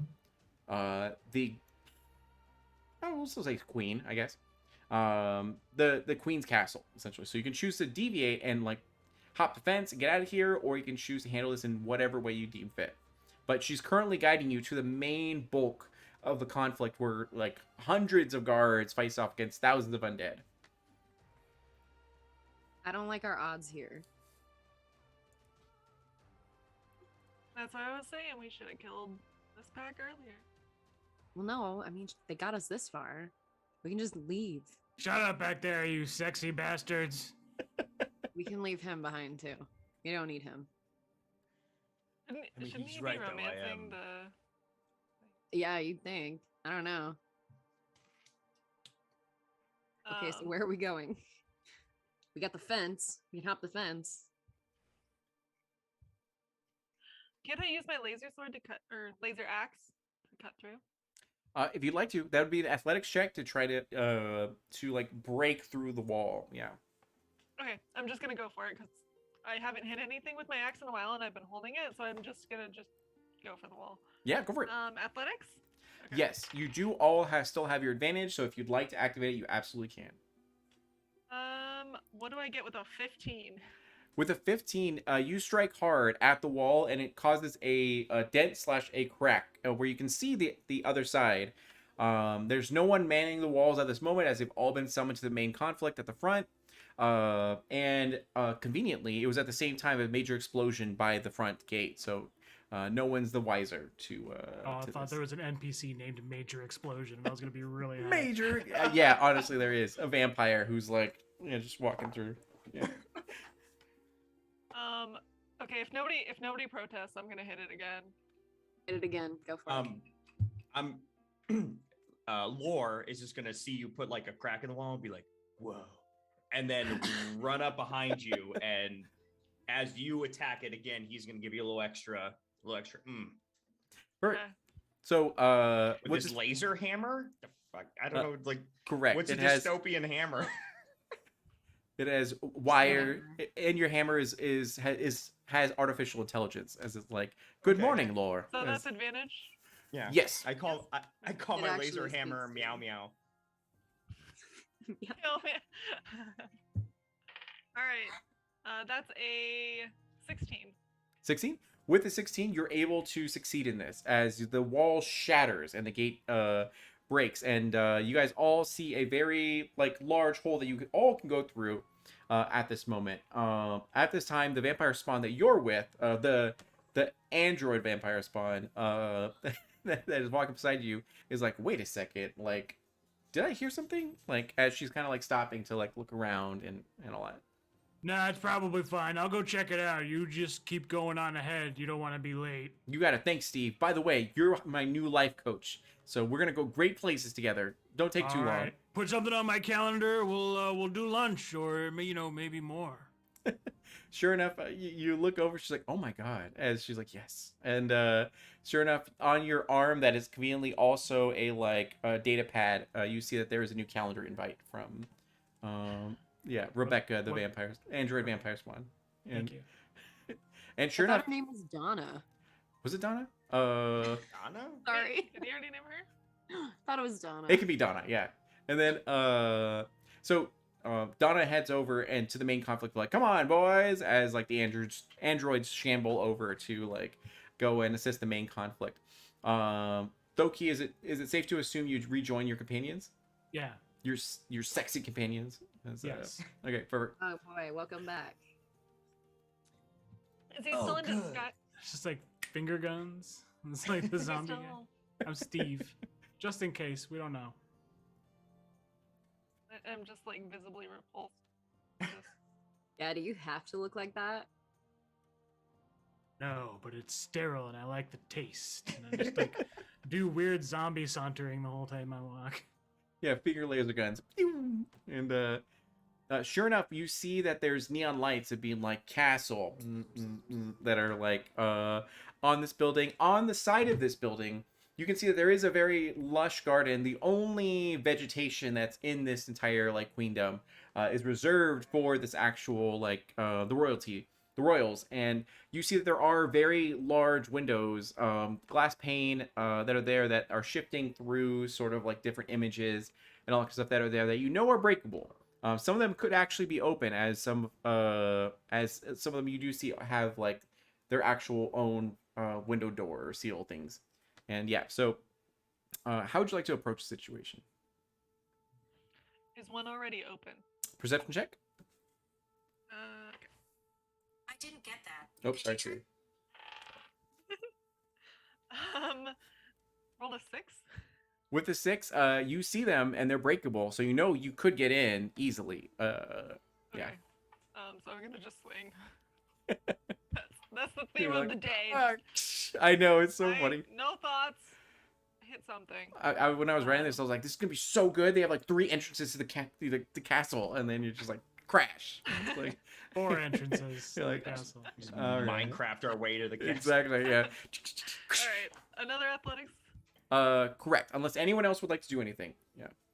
I kind of want to do perception or investigation. Go for it. Yeah. Okay.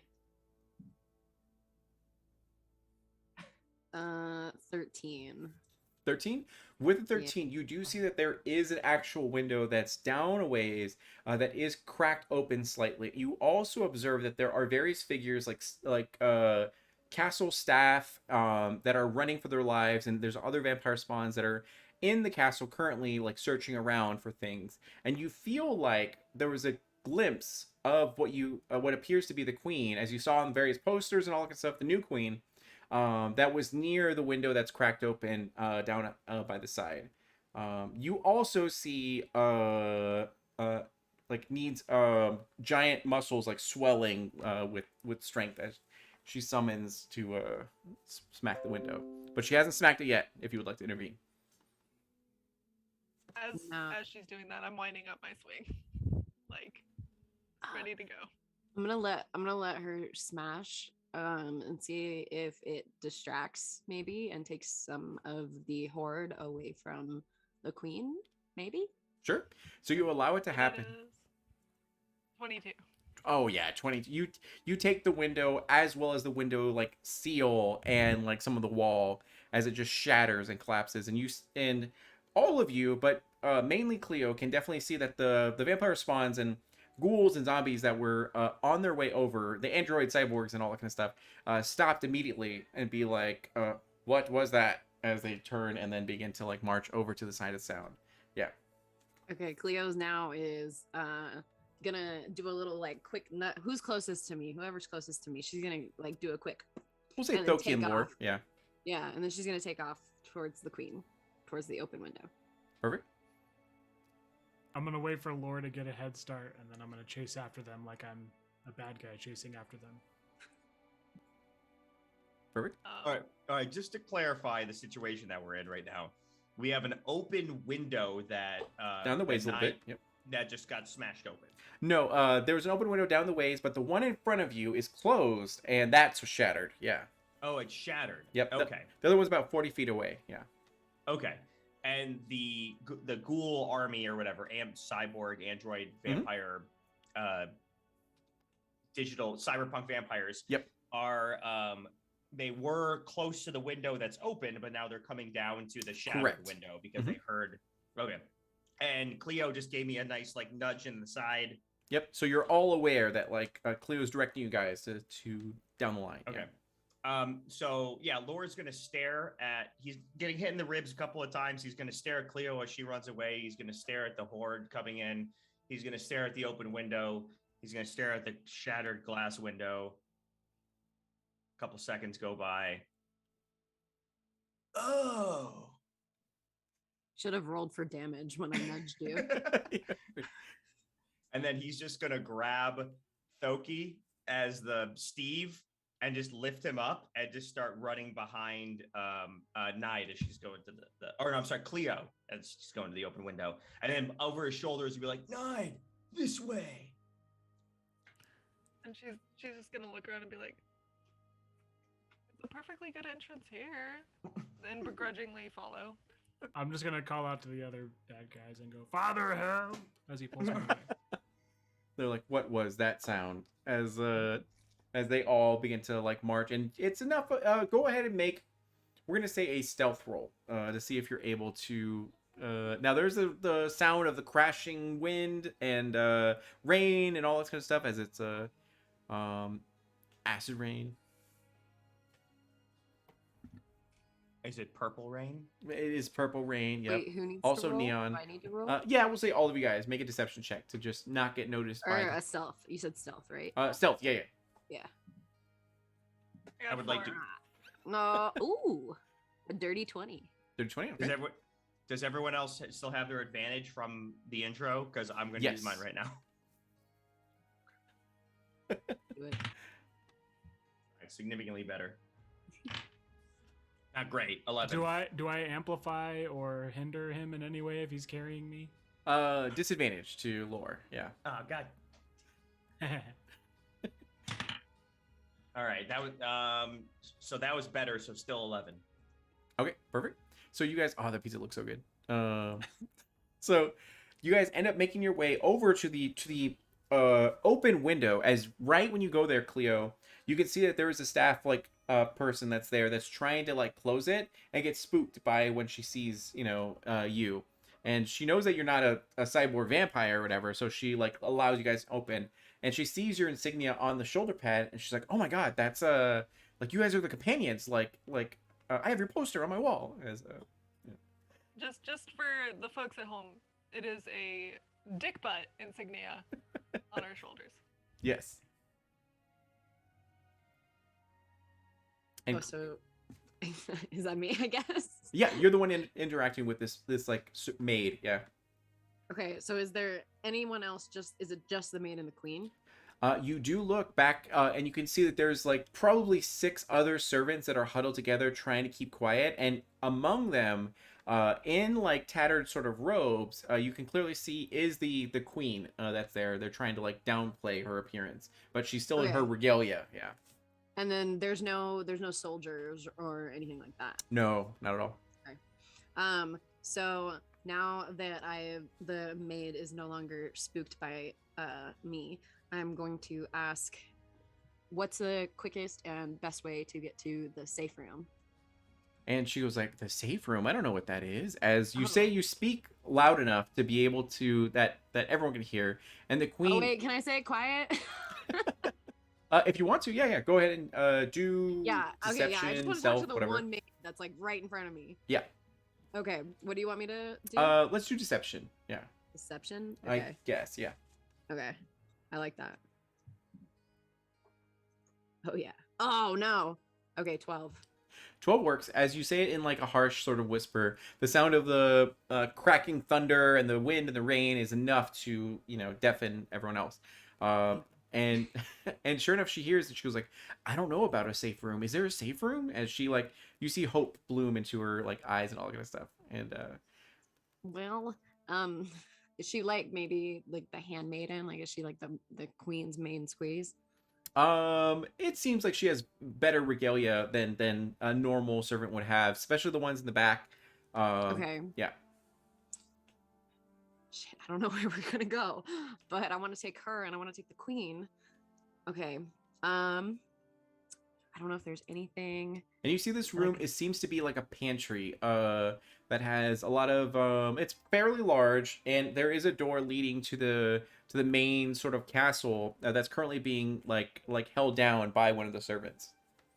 Okay, I think I'm gonna turn and I'm gonna ask my companions, do we go in or should we take them out and take our chances? What's better? What's our better chance? What do you guys think? What's going on with my 4 on that stealth check?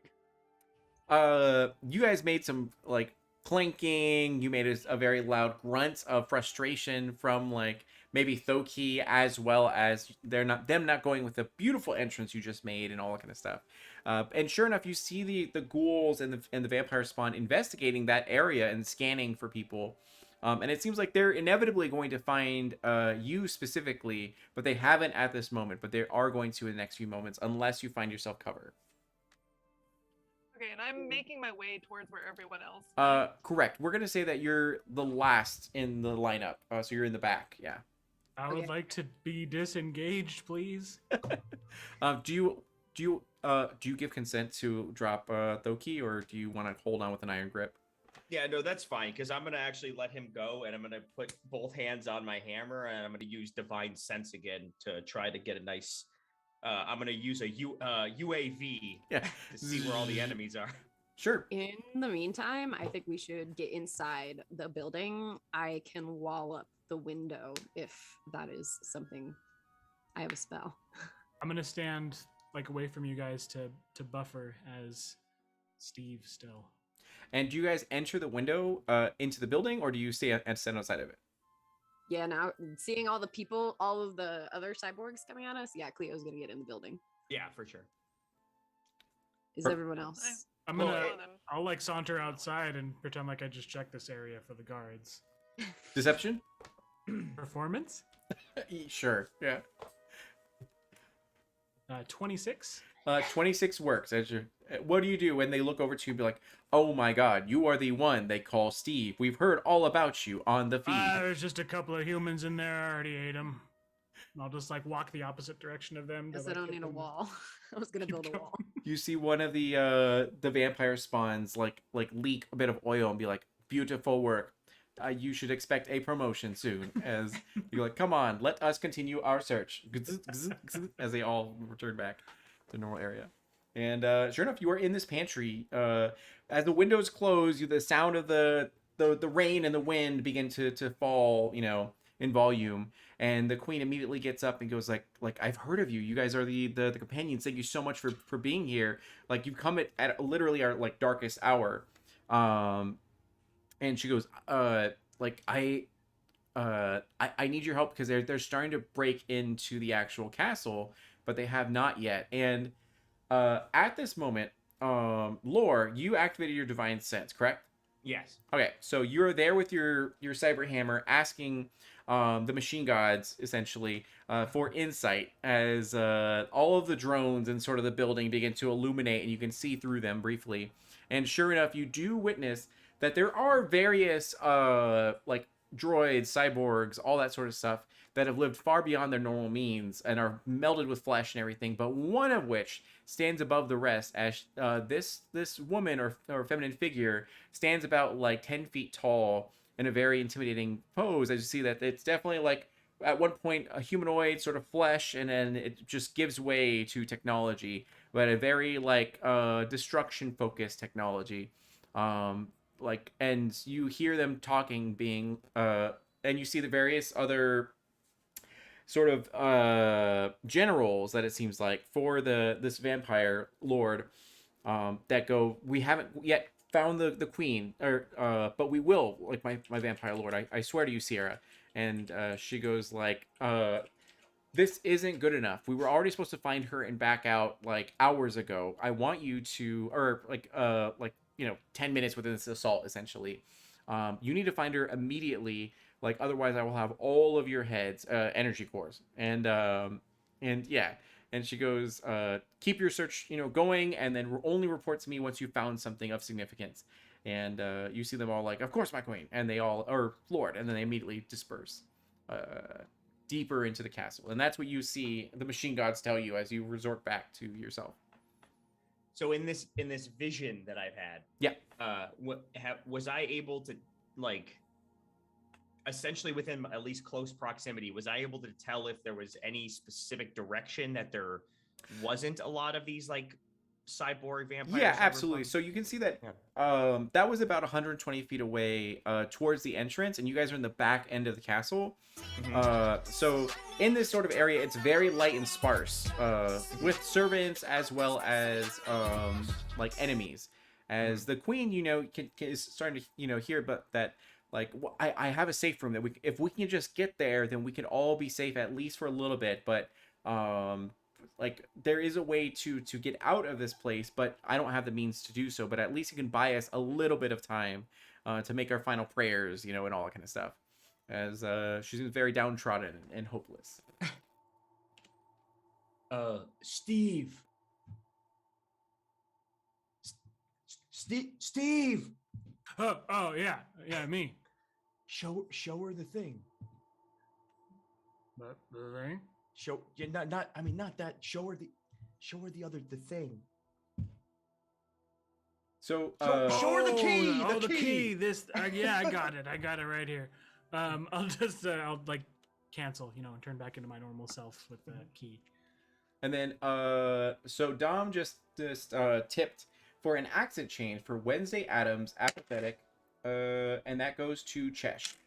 So Cleo is now apathetic Wednesday Addams. Yes. So wonderful.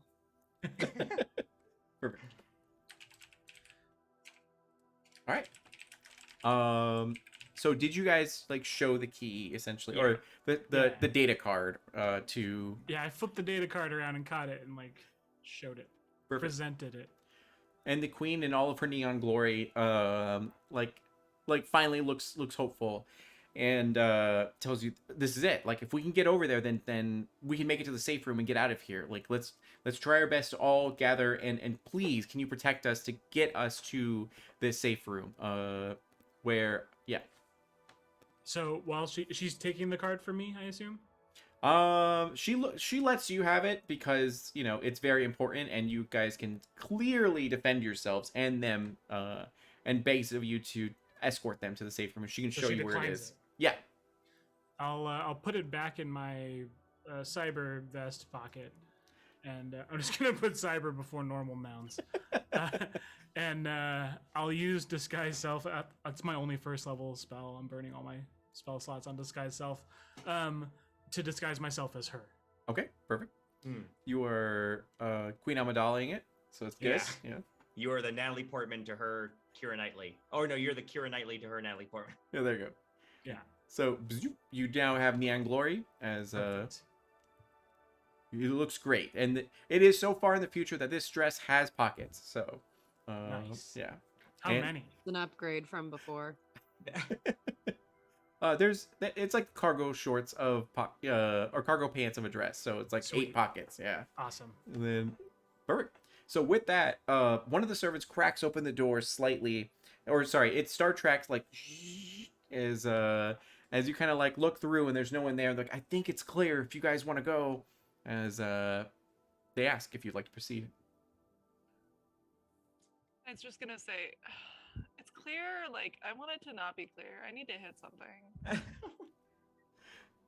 And they go like, "Well, I'm sorry." As the servant looks very disappointed that he wasn't able to please you, as you do hear the sounds of shuffling footsteps and vibro blades that are Okay, then I'm just gonna start walking towards it because I'm bored. And Tony froze, so we'll see if he comes back. There we go. Uh-oh. Yeah, there we go. Okay. All right, good. So we're walking towards more. Yes, when you decide that it's time to go, the door is open, just like, and then you guys can make stealth rolls if you'd like to make your way to the safe room, which isn't a far distance, but there are the growing sounds of units that are starting to patrol this area and check every room. Let's get this over with. No need to sneak. Yeah. Yeah, Nide's I'm not just interested. walking out there and like Yeah. looking around, trying to listen and figure out where the fight is, because she's just like not interested in this escape room at all. She hasn't hit nearly enough things for her daily quota. In the Oh. distance, you definitely hear like murder mode activated as they're like, Nice. "No, please, I have cyber kids." As and yeah, so So as Lore walks out in his head, he plays like, or you know what? No, this is cyberpunk sci-fi now. Mm-hmm. He's got like a boombox or something like built into his shoulder, like Sure. like his pauldrons or whatever, the shoulder like armor, and he's just gonna press the play button on one of them, and Immigrant Song from Led Zeppelin starts playing. perfect. It does start playing. Do you have a little like dial to modify the volume? So how loud would you like it to go? I mean, he's gonna crank it. Okay. 11. It's So gonna start off kind of quiet, but then it's like, and he's just gonna like pump it up louder and louder as the intro kicks in. what is that bop of a song as they Thanks. I Nide's didn't gonna want my just turn for a hearing to high be- five, like just one hand with her axe and just like raise it up for the high five. Hell yeah! perfect. Yep, that is a mutual high five as Lore goes, "Ah!" and then like high fives her. And then Cleo, did you say something? Oh, I just said thanks. I didn't need my hearing anyways. Yep. As you begin to hear a whine of like beep, and then so the queen goes like, "I guess stealth is out of the option." As all of you, it's a future, so you all have Heelys. So Oh, yeah. I mean, I'm gonna be leaning up with the queen as the queen. Like, True, it's yeah. probably out of the option as stealth. here. you have like gilded Heelys as they're like gold at the bottom. So all of you make an acrobatics or athletics roll to race to the actual safe room. Okay, athletics. Can I roll Oh, stealth since I'm no. staying with the queen? If you'd like to. Yeah, go for it. Cleo? I got a 21. Okay, 21's good. Yeah. I rolled a nat 1 and I got a 4. Your with my Healy modifier. breaks. Yeah. I'm You- a land creature. I don't go fast on the surface. For the first time. I'm Yeah, a yeah, sea- your sea creature. Yeah, there you go. a sea creature. For the first time in your entire life, you've had to walk instead of using your Heelys. I rolled a 15. 15? Okay. Thoki? 16. 16? Okay. 16 on stealth. 16 works as the queen is able to like keep up with you guys, keep pace. Cleo's the only one that's kind of lagging behind because she has to use her stupid legs, and while all of you guys use like she's just walking. technology to glide. And then yeah, so you do see down the hallway there are people that are or units that are coming down. One of which pulls out their cyber arm and then shoots at you. There it is. 11, 13 versus AC for Cleo. At all of us? Oh. Oh, sorry. 13? Yeah, Yep. it hits. Okay, you're gonna take 4 points of damage, laser damage. Yeah, 4 Yes. laser damage. Okay. as you see them all begin to stormtrooper like unload into the hallway. You're the only one there because you're kind of lagging behind, but you do take the shot and then begin to like race over. Yeah, I'm gonna take off now. And sure enough, you guys arrive to the safe room. It's huge double doors. It seems just like a library, and it's like books which are old and outdated. Laser library. Yeah, laser library. Yeah. So you do have the data pad with you. Do you hold it up against the console? Yeah, if there's like a badge reader, I hold it up against it. Sure. It's like I try it again, but like slightly slower this time. Ba-ding! And then it like opens up, and it just seems like a normal library. And she goes like, "It should be back here." As they close, you all make it in, and it all closes as everyone's trying to like throw over bookshelves to like barricade the doors and everything like that. And sure enough, you hear sounds of banging. And she guides you to the back of this room and uncovers a stupid old rug. As you see that there is a cellar door that's there, a cyber cellar door, and she goes, "You should be able to use the data pad on this, and it should like allow you to open it up." Is there a badge reader also? There is, yeah. All right, I do it at same tempo as before. Perfect. Go ahead and roll. We're gonna say an Arcana check, or you can do a sleight of hand. Oh. 18 sleight of hand. 18, perfect. You like blow on the data pad and then enter it into the console, and sure enough, it like works as it like ba-ding, and then sure enough, it opens up, leading you down into what appears to be like a ladder that goes into a more natural, less technological sort of like cavern. And she goes, apparently, from what the records told and what my mother told me, is that this leads outside of the queendom. So as long as we can get everyone through here, we should be relatively fine. Would you guys like all to follow? I'm just visibly disappointed that we haven't fought anything in a while. Yeah, hesitantly, but I guess I'll start like just slowly kind of backing up towards the escape route, just waiting for someone to crash through the door. You're like, oh man, and you do hear on the other side of the door like, "We are worthy of challenges and buff and strong," as a tear slips through your cheek. I is kind, I is smart. Yeah, exactly. Is important.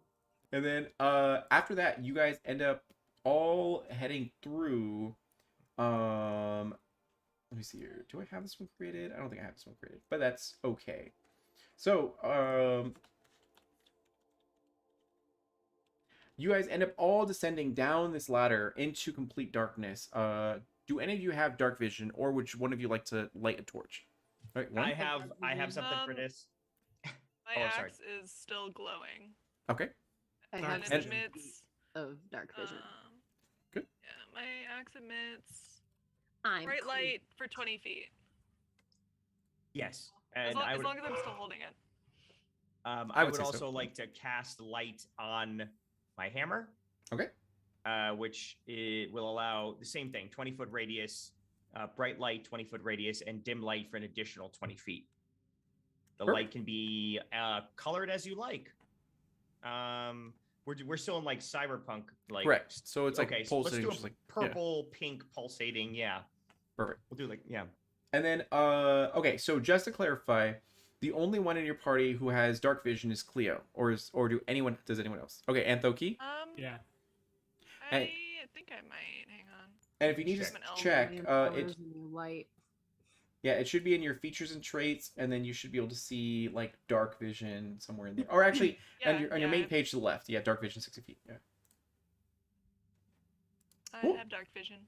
So you arrive. Oh, I have dark vision as well. Oh, so like all of you have dark vision? All right. No. Well, fuck me then. All right. So, you guys all clearly see with your cybernetic implants that yeah, you gather all the light and everything for these like servants who aren't as wealthy or like as well endowed.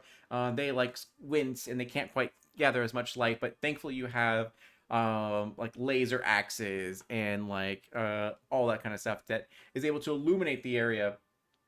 And you guys find yourselves in a very cavernous just sort of like natural cave, which you're not quite used to. Like you're used to cement and like technology everywhere and all that sort of stuff.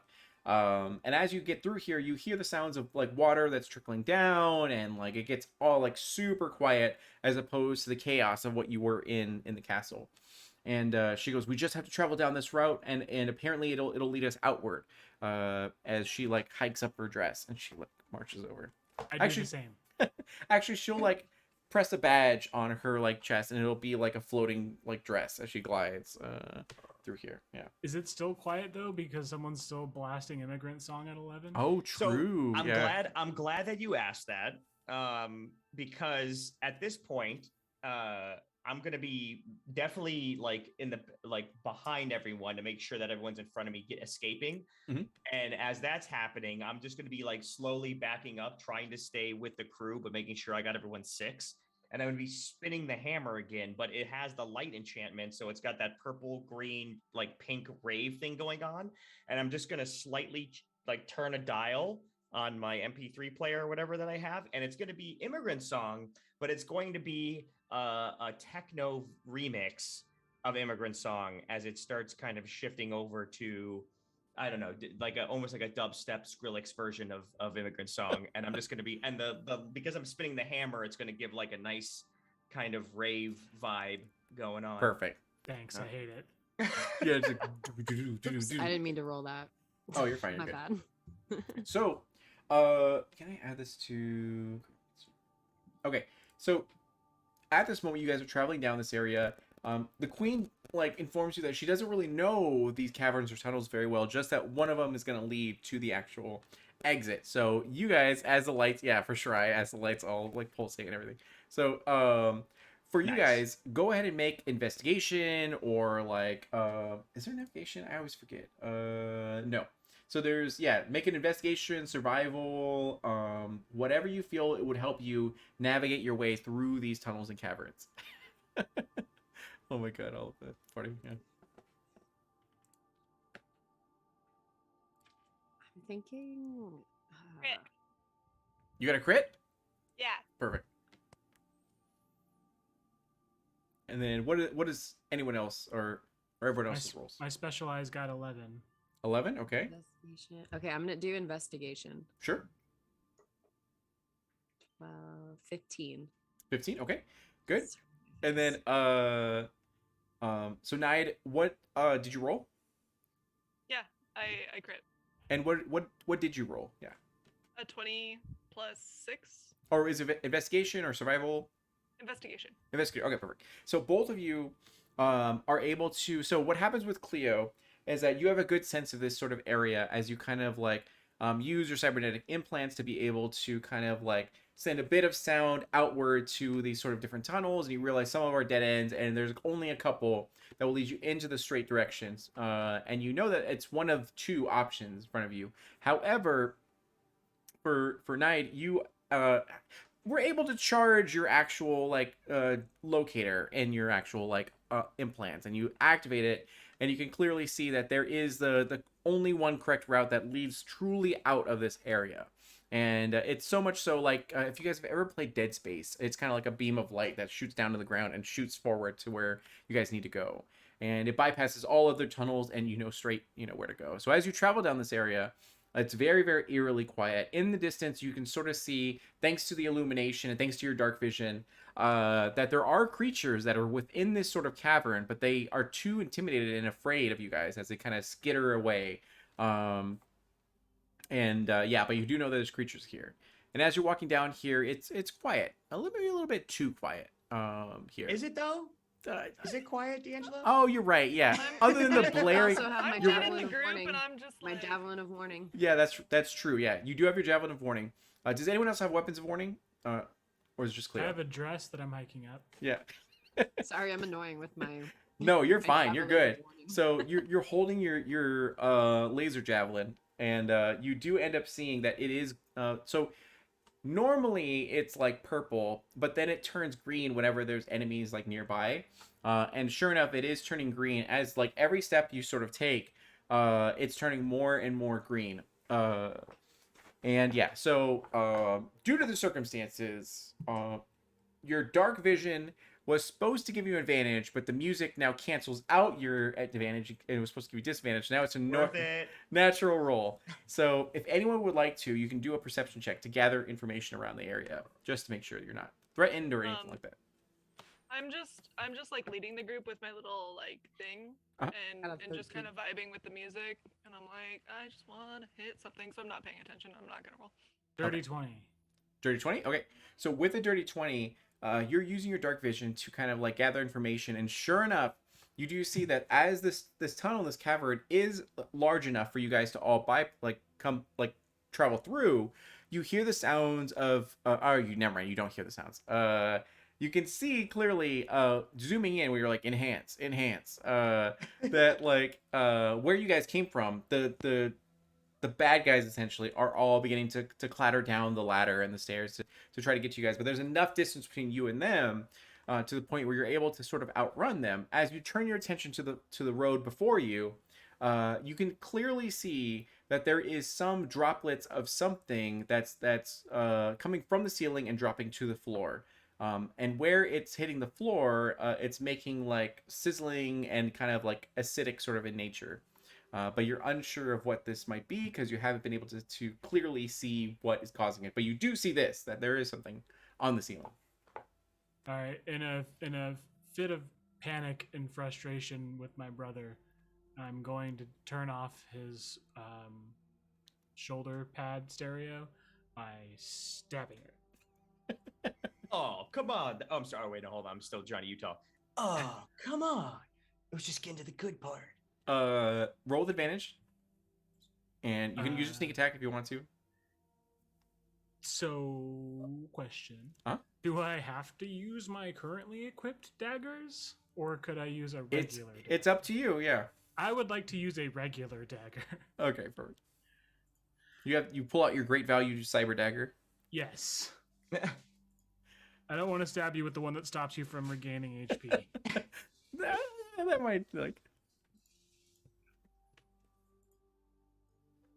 You want to roll damage or hit, or what am I? Go to roll with advantage on this because he's not expecting. Oh, it's up to you, Lore. Are you expecting your brother to attack you?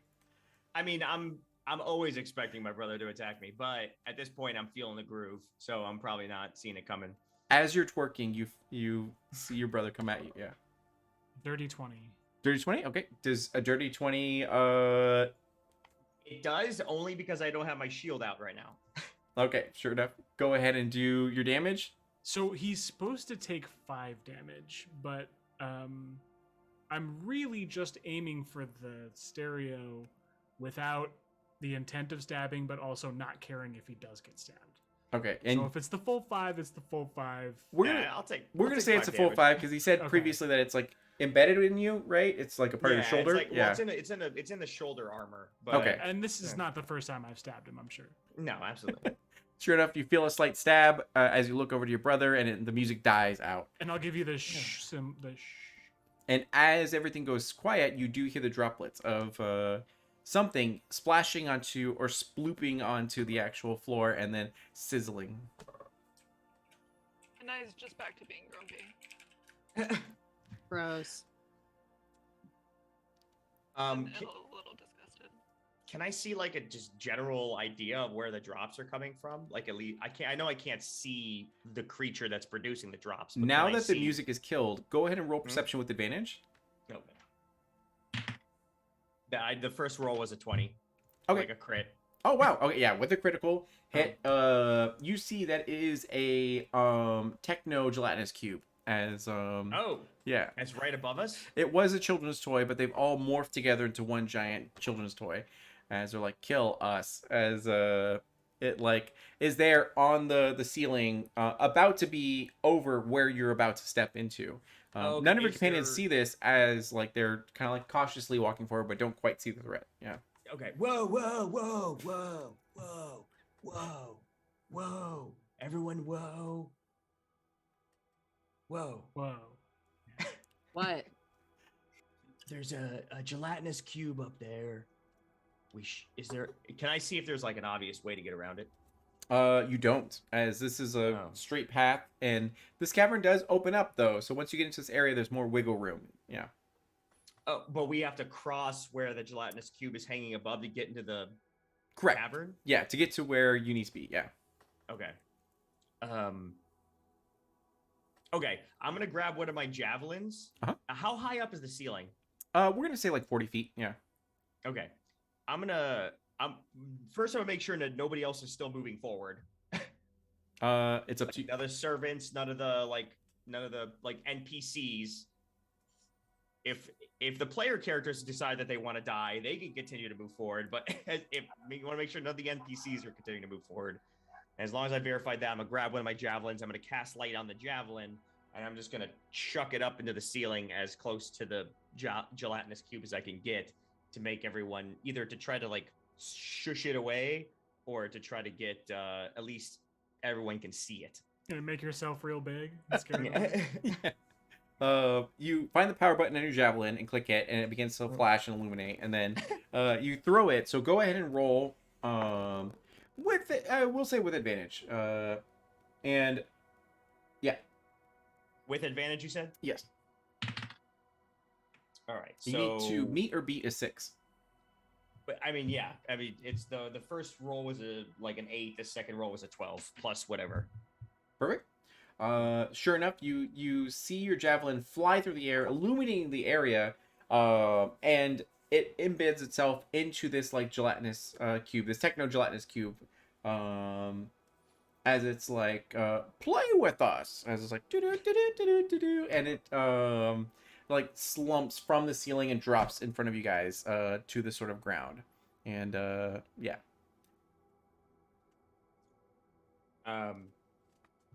Yeah, I mean, I think we should kill it. Or I'm sorry. We should probably take care of that before we, continue. You'd think. Yeah. I'm just kind of like nudging Nye to be like, huh? And she's like a little confused, like looking at her axe and then looking back at it. And she's like, okay, and walks forward to hit it. All right, this I'm gonna not involve myself in this fight and worry more about the people that are coming up the rear. They are all wearing red shirts as well.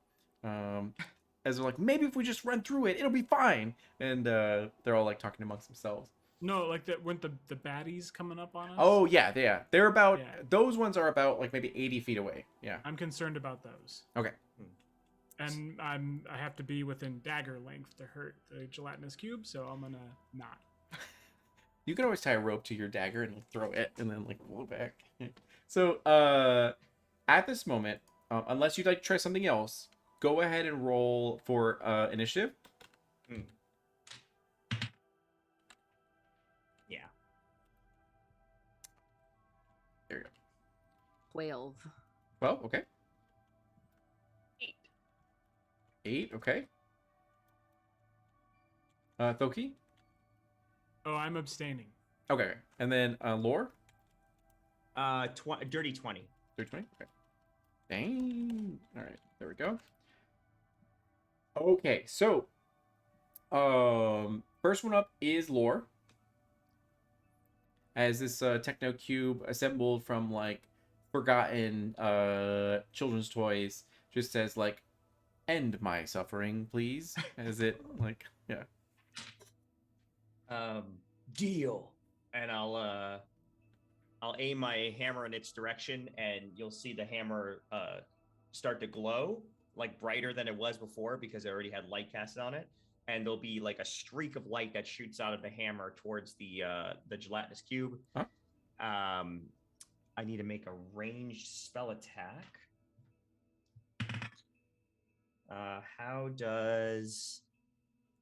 What's my spell modifier? AC is 6. Oh yeah, yeah. this absolutely hits. It was a 16 plus whatever. So Okay. on a hit, since I'm casting it at second level, I'm using guiding bolt, by the way. Okay. Oh, good it's spell. 5d6. Oh my god. All right. Greg is at level 7. Jeez. 17, 18. So it's 23 radiant damage. Okay. And then this target before the end of my next turn, if anyone makes an attack against it, they have advantage because it itself is now producing a very dim light. Perfect. And then anything else for you? Do I have any bonus actions? Oh, hold on. Oh, that's if I because man, this is 1+1 until the spell ends. Yeah, you know what? I'll do a I'll cast magic weapon on my hammer, which gives it a +1 bonus to attack rolls and damage rolls. That's a bonus action. Perfect. You find like a knob on your actual weapon and turn it into overdrive mode as it Nice. begins to Nice. flash even faster. So, is that it for you? Yeah. Okay, that's so this creature has a -4 to initiative, and yet I rolled a natural 20. So it's gonna go next. So this area, this cavern, I should have asked this before, but this cavern is about 10 feet wide, meaning that two of you can stand shoulder to shoulder through here. So it's essentially two of you have to be in front of this gelatinous cube. So what is your formation? Who do you feel would be in the front? Not So- Cleo. Lore and okay, perfect. That works. Okay, good. Glad So we're all on the same page. this gelatinous. Can I insert myself at the very end of the rotation? Yeah, absolutely, yeah. Yep. Looking back, be like, guys, and sure. So, what happens is that this gelatinous cube fell to the actual ground, realizing that its cover was blown, and there's living organisms that are in front of it as it continues to two gelatinous arms made of like children's toys, crawls over. Movement speed, 15. Yeah, we're gonna say it is able to get two guys.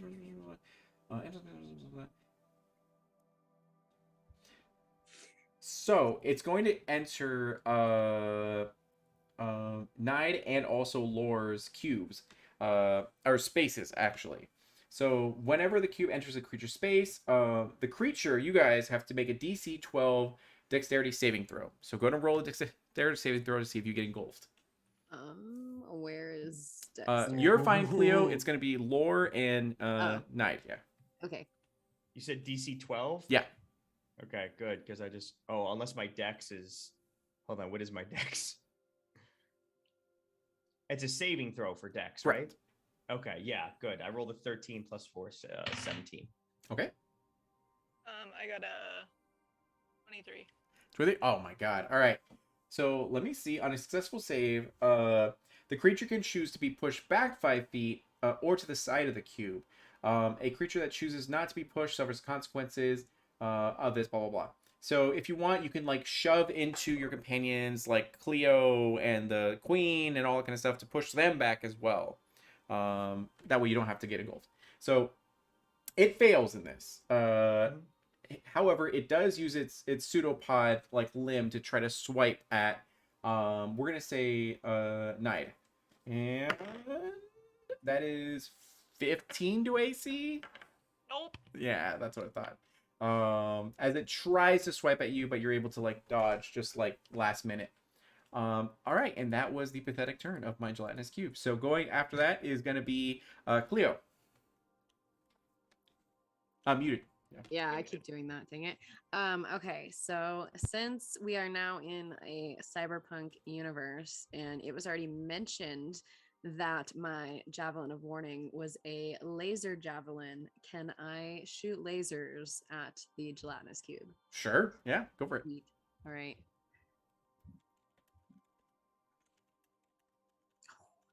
Seven. 7? 7 does hit. It needed 6. Oh, okay, Yeah. cool. I was like, oh no, am I gonna hit the ceiling? All right. 5 damage. 5 damage? Okay, good. So with 5 damage, you take your laser javelin and go pew pew as it there's no friendly fire, so you shoot through the your companion's legs or arms or whatever. And let me see here. There we go. And perfect. So anything else for you? No, I'm good. Okay. After that, it's gonna go to Nide. You're right up in front of the gelatinous cube.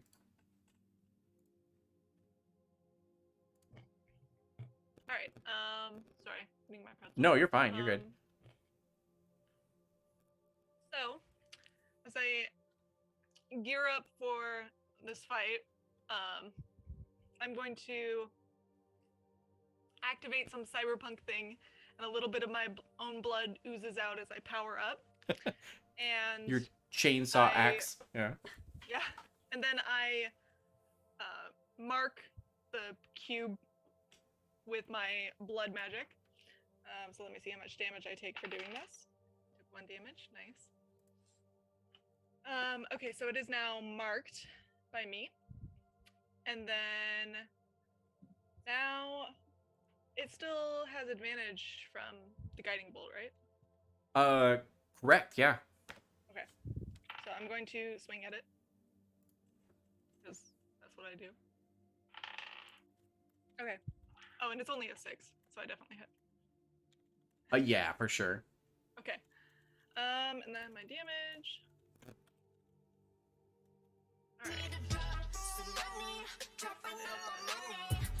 8. So that is 11 damage and 4 radiant, if that matters. 11 plus 4. Okay, so 15. And then I'm gonna It's swing again. still looking pretty healthy. You've chopped off various chunks. Dom did just the Saints, that is Dom, did just tip to add drama, so we're gonna make your lives way harder in just a second. So go ahead for now. Okay, well I'm gonna swing at it again. Okay. So yeah, I got a 14. Cool. That is 10 regular damage and then 9 radiant. 10, 9, 19. Okay. Yeah. Okay. So it's looking fairly weak. Now, at this moment, what happens is that you're dealing with this threat in front of you, this gelatinous cube made of children's toys that's asking for final death and everything else. It's trying to engulf you into its collection of like bones and like technology and all that kind of stuff. And you're doing a good job. But Thoki's worst fear comes true as you see the sea of like vampire spawn as well as ghouls and undead part ways as the vampire lord Sierra and all of her unhinged ness like comes through on her Heelys gliding through. So and she's gonna enter combat next turn. Yeah. And unless you guys can outrun it and all that kind of stuff. So at this moment, anything else for you, Nide? Do I notice the people behind us at all or no? I will say, yeah, you look back and you can clearly see that there's this force, this presence that's coming towards you guys. Yeah. I'm just gonna yell and be like, I told you we should have murdered our way. And then Just angry glares. after you, it's gonna jump straight back up to Lore. So the advantage from Guiding Bolt is now ended. Actually, Wait, do you but get Guiding? I'm at the end of the rotation. Oh, you okay? Okay, that's right. Yep, go for it. I just want to panic and just go fine and just throw a dagger back at the gelatinous cube. Just a regular shitty Costco brand dagger. cyber dagger. Yeah, it just is a hilt, and as you click it, the dagger like shoots out. It's like, pew.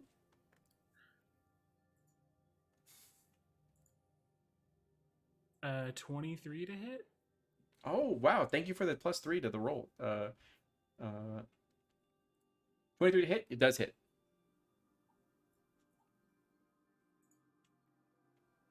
Five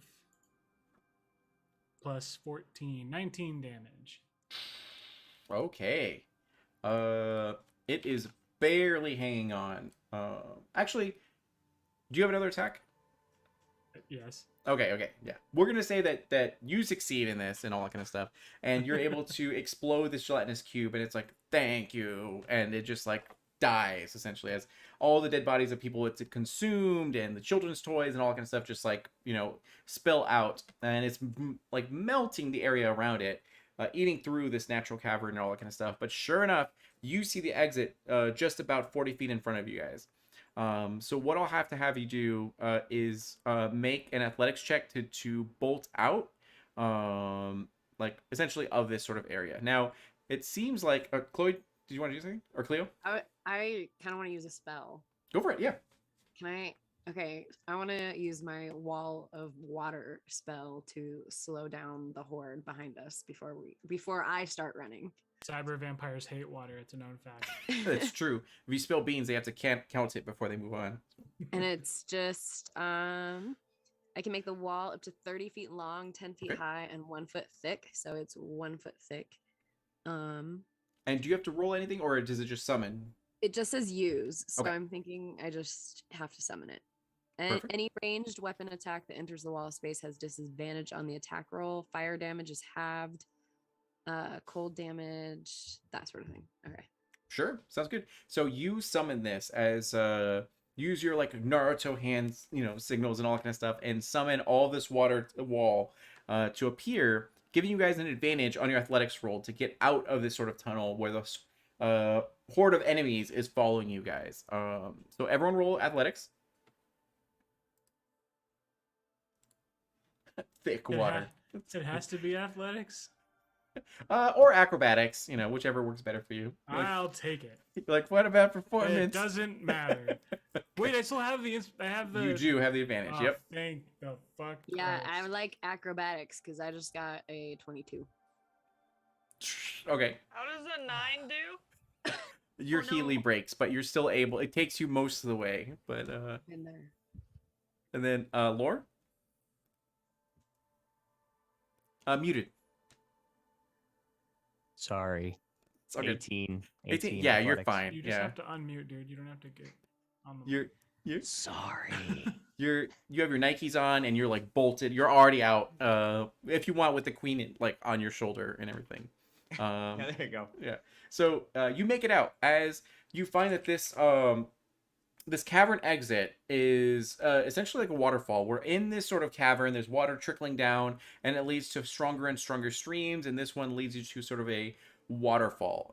As you fall into this sort of area and splash into this pool. But it's probably like 30 feet down and everything. But it's safe as all the red shirts survives. They're like, yeah, and you guys all climb out to find that the undead are also trying to chase you, but it's they're not having a good job as they're falling to their deaths on sharpened rocks and all this sort of stuff. And you guys were able to make it to relative safety. However, you do see in the sky there is one figure that is winged, a jetpack.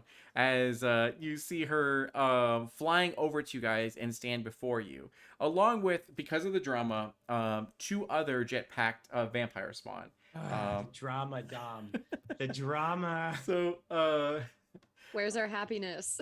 yeah, right? So if you would like to make their lives harder, you can do another drama, or you can choose to alleviate stuff by doing happiness, or give them accents in these final sort of like 20 minutes or so.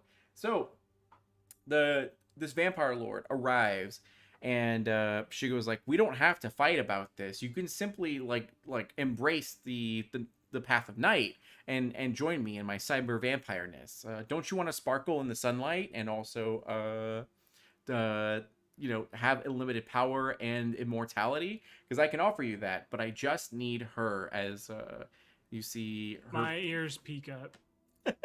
you're like, "Oh, tell me more." As and sure enough, one of the vampire spawns is Donna, and it's like, "Steve, is that?" It's like, I look like the queen. wait, hold on. Like, perception check, natural 20. It's like, wait a second, I know those eyes anywhere. Those dreamy eyes. Shit. Steve, that's you? And yeah, so she looks to you guys and goes like, "All I need is a queen. The queen has incredibly pure, her blood purity is so powerful that if I were to consume it, she would be able to make me 10 times as powerful as I am now. And if you were able to hand me over, I've heard about you. You're the companions. Like, I've invested in your stock. And you've made me quite a bit of money. I'm in the positive. But give her over to me, and I promise you, like, you will be able to live. I will give you land, status, All right, power." let's go, queen. Like, Sounds I just- great. done. Okay. I just turn around and smack like Thoki in the face and be like, "No." Your disguised With self, the power. your disguised self shifts into the captain of the guard. As, and yeah, sure enough, you guys are here in front of her as she's offering you this deal. What would you like to say or do in this time? Look, I say we give her I mean, power. Right? Right. That's what we're I doing. feel like We're giving her up. giving the queen over to something that is clearly a giant, big, bad monster would probably not make us the good guys anymore. Yeah. Oh, sorry. Yeah, you're appealing to a side of my brother that doesn't exist. He doesn't want to be a good guy.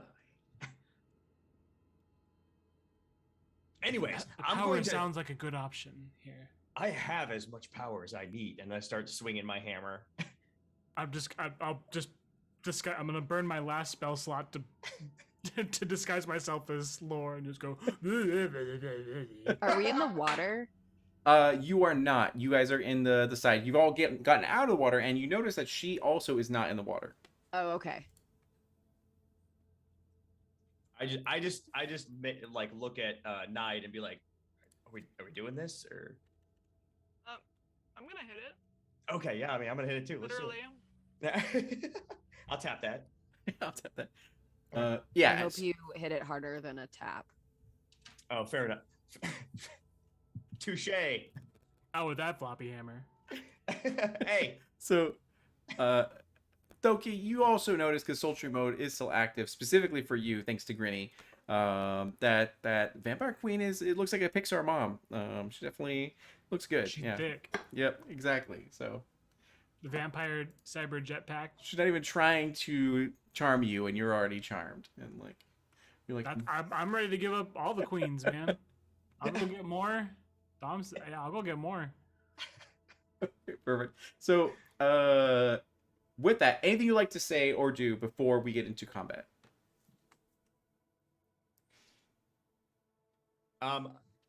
I guess like right before we go, I don't know if I should do this because this is like a Thor Love and Thunder spoiler. So I'm not gonna do it. Okay, I'm not thank gonna you. do it. I haven't Never seen mind. it yet. Please. Yeah. Why would you? Why would you say it? Why wouldn't you just do it? I'm not gonna do it. Tell me later. Yeah. Okay. With that, everyone go ahead and roll initiative. I'd like to cast Blur before all this shit kicks off. If I'm clearly getting outvoted here. I thought you already used your last spell slot. My last first level spell slot. Oh, got it. I got an 18 for initiative. 18. Okay. 7. 7. There we go. Mhm. And then Cleo. 11. 11. And then Thoki. 13. 13. All right. And the thank you wedding present dice. The vampire gets a natural 20. Jesus. So, this cutie with the booty ends up like going over like, well, if you guys aren't going to comply, then I guess the only option is death. As she gets onto her heelys and rolls over to you guys, specifically 2. So that's gonna be Lore. So Which one? the real Lore. Okay. And all right, cool. I'm excited for this. All right, so first they're gonna try the iconic bites. Hope you don't get hit. And that is 16 plus 9, so that's 25 versus AC. What? Fucking kidding me? Did you even have to roll? Yeah, this is a hits. Okay, so bites to hit, reach 5 feet. She's within 5 feet of you. Are you a willing creature? Am I a willing creature? Oh, that's fine. So, they are gonna hit you for 7 piercing damage. Okay. And then, well, actually, would you like me to roll or use the average? I don't know what you're rolling, so I don't know how to answer that question. All right, I'll just roll. 9 damage. So you'll take Okay. 9 damage from piercing, Oh, 9 damage for piercing. Got it. and then it's gonna be what? Why isn't it rolling? I guess I'll just roll naturally. Okay, so that is 5, 4, so that's 9, 9, 13. So you'll take 13 necrotic damage. Oof.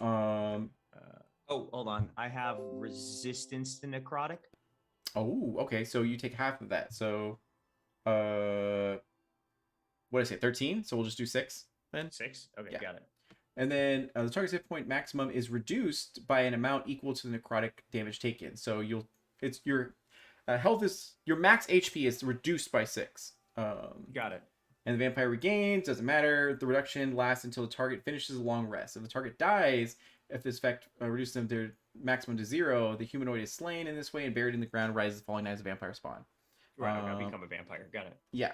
So, anyways, they do get 2 attacks. So one was the bite, and the other one is going to take their the other arm, manicured hand with very large claws, and is going to roll a 3 + 9, so that's 12 versus 18. That's not gonna hit. All right. So the other one is the vampire spawn. That's going to go towards Nide. And the vampire spawn is not as strong as the main vampire Lord Sierra.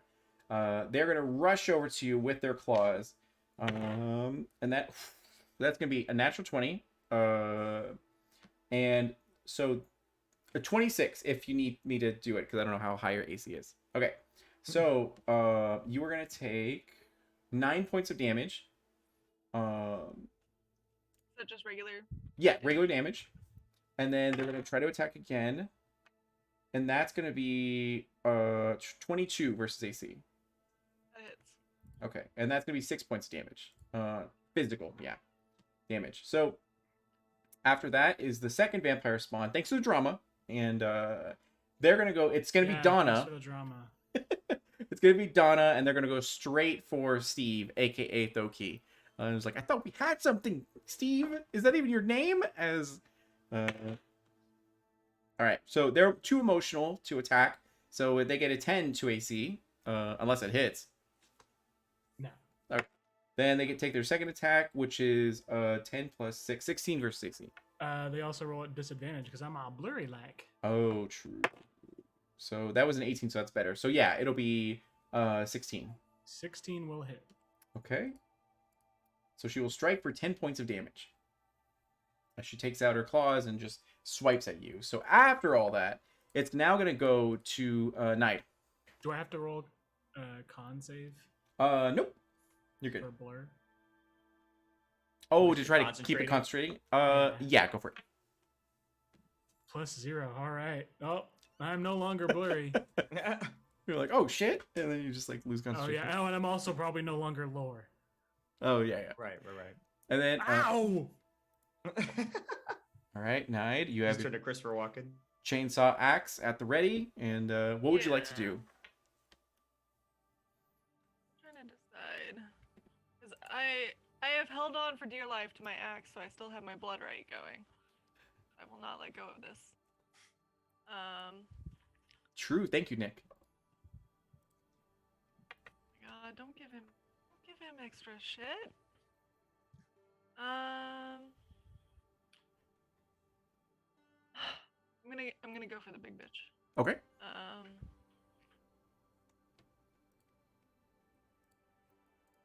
Okay.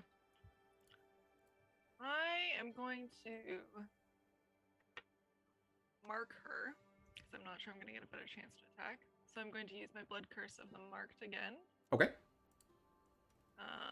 Sorry, you did say that was 10 damage towards me, right? Yes. Yep. Where did my blood curse go? It's just 1d6 extra damage. So, but I And need for to hurt myself. and to clarify, these creatures are weak to radiant damage. Yeah. Nice. Okay. Oh, are they undead? Yes. Okay. Woo. I only did 1 damage to myself, but I have marked her. So I am now going to swing at her. Does a 23 hit? Oh yeah.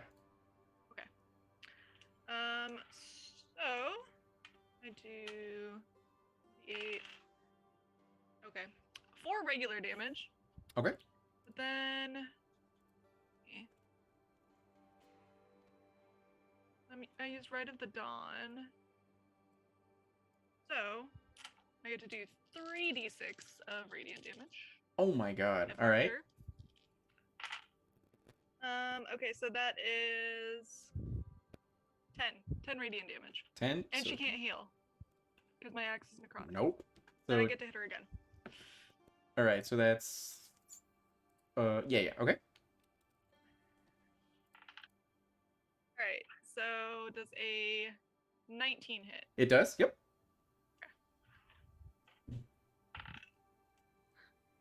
So 4 physical, Okay. then 9, 10, 11, 12. 12 radiant. 12 radiant. Okay. So 24. Jesus. All right. Fucking her up with my laser axe. She's like, stop. As you have your chainsaw axe just like cleaving into her very nice dress. And after anything else for you? That's it. Okay. After that, it's gonna go ahead and go to Thoki. Okay, and I have 1 in proximity. Correct. One. Donna is right in front of you. All right. So Blood tears. Did I go? You are next. Oh, okay. Yeah. I thought for some reason I thought Thoki already went. Did you- No, they 'cause- attacked me. That's what Oh, happened. Yeah, okay, yeah. That got me. I'm gonna burn my bonus action immediately to give myself advantage on my next attack roll. Okay. And it reduces my speed to 0 until the end of my turn. Okay. And then I'm gonna stab the shit out of Donna with my weapon of certain death dagger. With advantage. 16?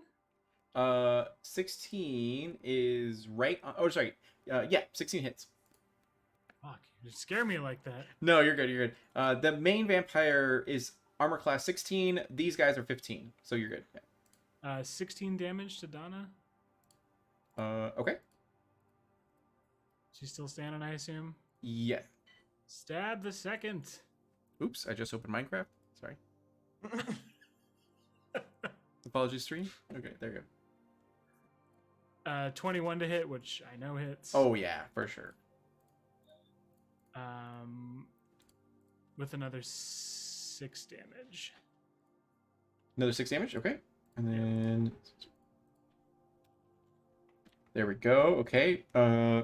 Donna has blood tear filled eyes as she feels betrayed. And then anything else for you? That's all because I burned my bonus and I can't move. Okay. Then Cleo. All right, how far am I away from Sierra? We're gonna say 20 feet. Yeah. Okay, cool.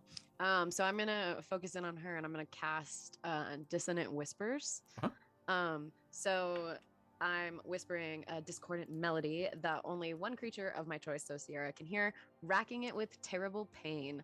The target must make a Wisdom saving throw. On a failed save, it takes 3d6 psychic damage and must immediately use its reaction if available. Anyways, there's a lot. She just leans into Sierra and she's like, "We've been trying to get a hold of you about Yeah, your pretty- car's yeah, extended exactly. warranty." She's like, no. I like to think of it as more of like a screech, like kind of like canary, because I modeled her after a siren, so you know. Okay. Nice. There you go. So they ended up getting a 10 to their save.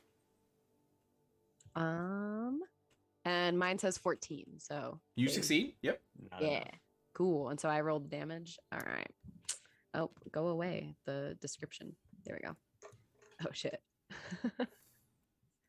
24 damage. Jesus. All right. So all right. She's not looking too good. I love that spell. There we go. Perfect. Anything else for you? No, I'm happy. All right. Then it goes to Lore. As Yes. you're watching your All right. companions get like attacked and their armor getting shattered and the blood is flowing. Some of them willingly so. And now it's you. I immediately go to try to turn up the volume and realize that there's like a It's stab only on hole. Friday by Rebecca Black, just And on like, repeat. I literally just tear off the shoulder piece and just toss it, and then just start spinning the hammer again and going towards the big bad Sierra. And as I'm spinning the hammer, it starts glowing with radiant light, but it also starts glowing with actual like kind of like lightning sparks and stuff like Yeah. that. Because I'm gonna cast. Well, first I'm gonna attack and hopefully hit. So I will give you advantage because you and Knight are right up on her. oh, okay, got it. Well, I mean the first one's 14 plus 8. It's a 22. Yeah, that hits. And then if I get a crit, nope, no crit. Okay. So I'm gonna hit. I'm also at upon the hit, I'm going to cast two things. I'm gonna burn one of my spell slots for Divine Smite. I'm gonna use my bonus action to also cast Thunderous Smite. So I'm getting two different types of smite. Just all the smite. And this is a magical weapon, right? Yes, Okay. because I did cast magic weapon less than an Got hour it. ago, so it is a magic weapon. Because she has half damage to all non-magical attacks. Yeah. Yeah, no, this whole. But I thing, think yeah, all it's of a you guys are magic decked weapon. out. Yeah. Yeah. Okay, so the initial damage is going to be 1d8. It's a 7 plus 7, so that's 14 just standard damage. Okay. Then Divine Smite. 3. That's 11 radiant damage, so 22 damage. 22 radiant? Well, no, Or 11. radiant. Okay, so 22. Okay. Yeah. There we go. And then the thunder. Yeah, The thunder, which is another 2d6. So it's going to be 6 thunder damage. And they have to succeed on a strength saving throw Okay. or be pushed 10 feet away from you and knocked prone. 15 to their saving throw. Where's my DC for that? I don't know what my DC. No, they succeeded on the saving throw. Okay. Their Healy's go into break mode and it stops them from being pushed back. Yeah. So you calculated all that damage. Yeah, she's not looking good. And then anything else for you? Yeah, I have an extra attack, so I'm gonna do that again. All right, go for it. You know what? Yeah, screw it. I'm not gonna do the Thunderous Smite again because I don't have another bonus action. Yeah. But I can burn another spell slot on a hit, so I'll use my regular Smite again. Okay. Well, if I hit, let's see if I hit. What was her DC? 16. Yeah, that's 8 plus 8, so 16 on the nose. Okay. So that's going to be another D8, 7 plus, what is it, 7? So 14. So 14 regular damage. Okay. And 7 radiant damage, so 14 radiant damage. Okay. Yeah. Oh, and it's radiant too. All right, perfect. Let me see here. So you do watch as Vampire Lord Sierra ends up getting attacked by your radiant damage, spells and all that kind of stuff, and get to the point where her body like crumples to the ground, struck hard and fast, and to the point where she's like essentially unconscious, because she, I believe, can't die unless she actually gets killed by sunlight or stake to the heart or any of those sort of things. Yeah. So, and you've done radiant, so it stopped her regeneration. Mhm. So, anything else for you? I guess I'll just stand there in a heroic pose and say, "Vaya con Dios, Sierra." Perfect. So after you, it's them now, and Donna is still focused on Thoki as she goes to strike. So that is 15 plus 6, 21. Sorry, was that a question? Okay. So you're going to take 8 points of damage from this first claw attack and be like, I saw us moving into an apartment together, and then It was just a meeting invite. and it was a natural 1, so she misses as she's too emotional, and she looks over to see her vampire lord like defeated, stood over by like a blood hunter and a paladin, right? Yes. Yeah, and a paladin. And then meanwhile, the other vampire, Carl, who he's like isn't super invested, but it's like, oh, that's my like main source of income. I guess I should like fight. As it goes over to Nide, 12 versus AC. No. All right, yeah. So the next and 11 versus AC. Okay, well, moving on. It'll then go to. Oh, you know what? No. Okay, yeah. Oh no. Did Loki, you hit Donna? Did you use radiant damage in your attacks? Nope. Mine Okay. just stops her from regenerating HP. Shit. That's why I asked. Okay. All right. So she stopped regenerating. So it's gonna move Why on. do you ask? So Nide, it is your turn. There are 2 vampires left.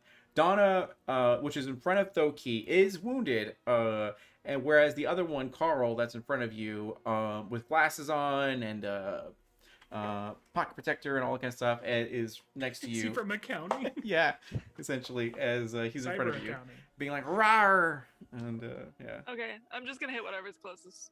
So, Okay. Now that the main one's dead, I'm kind of like, oh, okay, and I'm just gonna swing at him. Okay. So, a 15, 15 does hit right on the money. right? And so that's 9 physical, and then 4 radiant. So 4, 8. Okay, so 9, 8. There we go. Perfect. Your chainsaw axe goes wild into the khakis of this vampire spawn. And do you have another attack? Yes. Okay, go Is for he it. dead? No, he's not dead. Okay, that's a 21. Definitely hits. So that hits. 4 physical damage. That dice is banned. And then 7 radiant. 7, so 14. There we go. It's 30. Yeah, that dice is in jail now. I He's rolled 1 a lot. he's not looking good. They both seem healthy enough, but they're a lot weaker than they started out. There's blood everywhere. And then anything else for you? That's it. Okay. Next it is Thoki. We're just gonna repeat what we did last time. I'm gonna sacrifice my bonus action for advantage on my next attack roll for his 0 movement speed now. What allows you to do that? It's a feat called Steady Aim. Nice. 22 to hit. Definitely hits.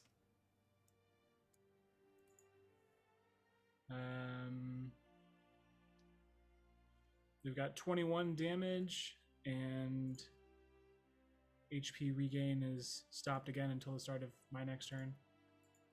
Motherfucker. Okay. She's still alive. Yes.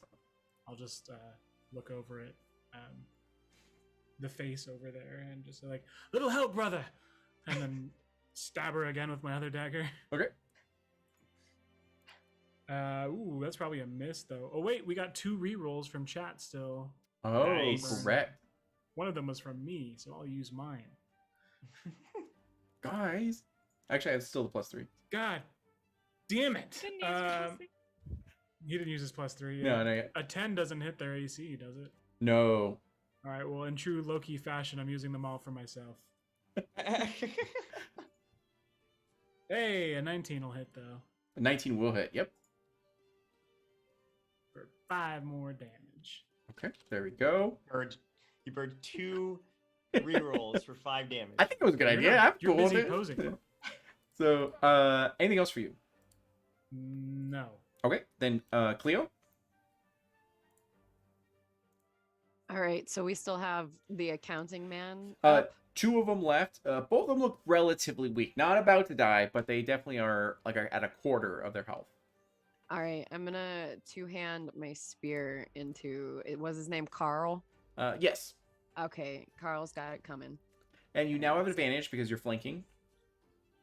Awesome. Okay, 13, 20 to hit. 20 does hit. Yep. All right, and then that's 2 hands. Or Carl. 7 damage. 7. There we go. And is your spear magical? I don't think so. It is just a plus. I got a +2. It's a blue spear. Then it's magical, yeah. So you're good. So there we go. Oh yeah, it is. And I then see that now. perfect. Anything else for you? I don't know. Can I hit him again? Do I have that? I don't know how to tell I if I have him. do have your character sheet pulled up. You only have one action or attack per Oh, I see it action. now. You can always check if there's bonus actions for your. Let's see. To weapon fighting. It looks like Bardic healing word is Inspiration. pretty much, yeah, and bardic inspiration, yeah. Oh, I forgot. I should have given that to someone. In A true regular bard. Wednesday Adams, yeah, fashion, you're like, I like it when blood flows. I am bloodied. Okay, I'll give him my bardic inspiration. Why not? All right, that's all. Okay. After you, it's gonna go ahead and go to lore. Oh wait, who got the bardic inspiration? I think Thoki, right? Yeah, whoever he was did? covered in blood. I was looking at the character sheet. I didn't see who was talking. Gotcha. All right. And I'm sorry, which one is Thoki fighting right now? Thoki's fighting Donna. Donna. Yeah. Donna. Okay. So yeah, I'll just run up to behind Donna and be like, "You're wasting your time. My brother doesn't love anyone more than himself." And I'm just gonna. Sultry mode is on, so you do have feelings. Might not be love. And I'll just try to plant the spinning hammer into Okay, the back advantage, of Donna's head. That's a 19 plus whatever. Yeah, Just that going for that the- hits. Let me Dang get it, the I calculator up. I didn't crit. I hit 19 twice. Okay, so how are they looking health wise? Or like you don't They're think at they like a remember, but, quarter of their health essentially. So Okay. yeah. Okay, we're gonna do the regular damage, which is 6 plus 7, 13, and then screw it. I'll just use my. I'll just burn my last divine smite. And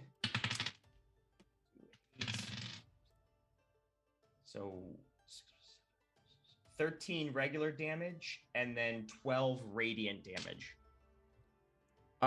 Would you like to describe how you destroy Donna? I I guess okay, so in the was it Thor, was it Dark World where he's fighting like the first rock monster and he spins the hammer and like hits it and it just like literally explodes into a million pieces?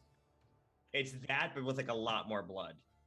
Perfect. So like it'll be one of the cracks from your hammer that clearly she knows that she's gonna die and be like, oh, I love you, as she like caresses your cheek, Thoki, and then she just splatters into pieces. And yeah, you see the squarest jaw in all the land, like owned by your brother, and it's and then anything else for you? That was my first attack. Oh, okay. Yeah, so If you without want, even- yeah, it's absolutely gonna happen. So yeah, I'm just gonna turn around and chuck the hammer into Carl. Yep, Carl, the accountant, Yeah. just married, by the way. 2 days away from retirement. Oh, of course. Cyber retirement. Yeah, cyber retirement. Lucky for 8. him, he ran into murder hobos. Exactly. 18 plus whatever. Yeah, that hits. Okay, I ran out of divine smites though, so this is just gonna be regular damage. Huzzah! 8 plus 7, that's 15. 15 to AC or 15 damage?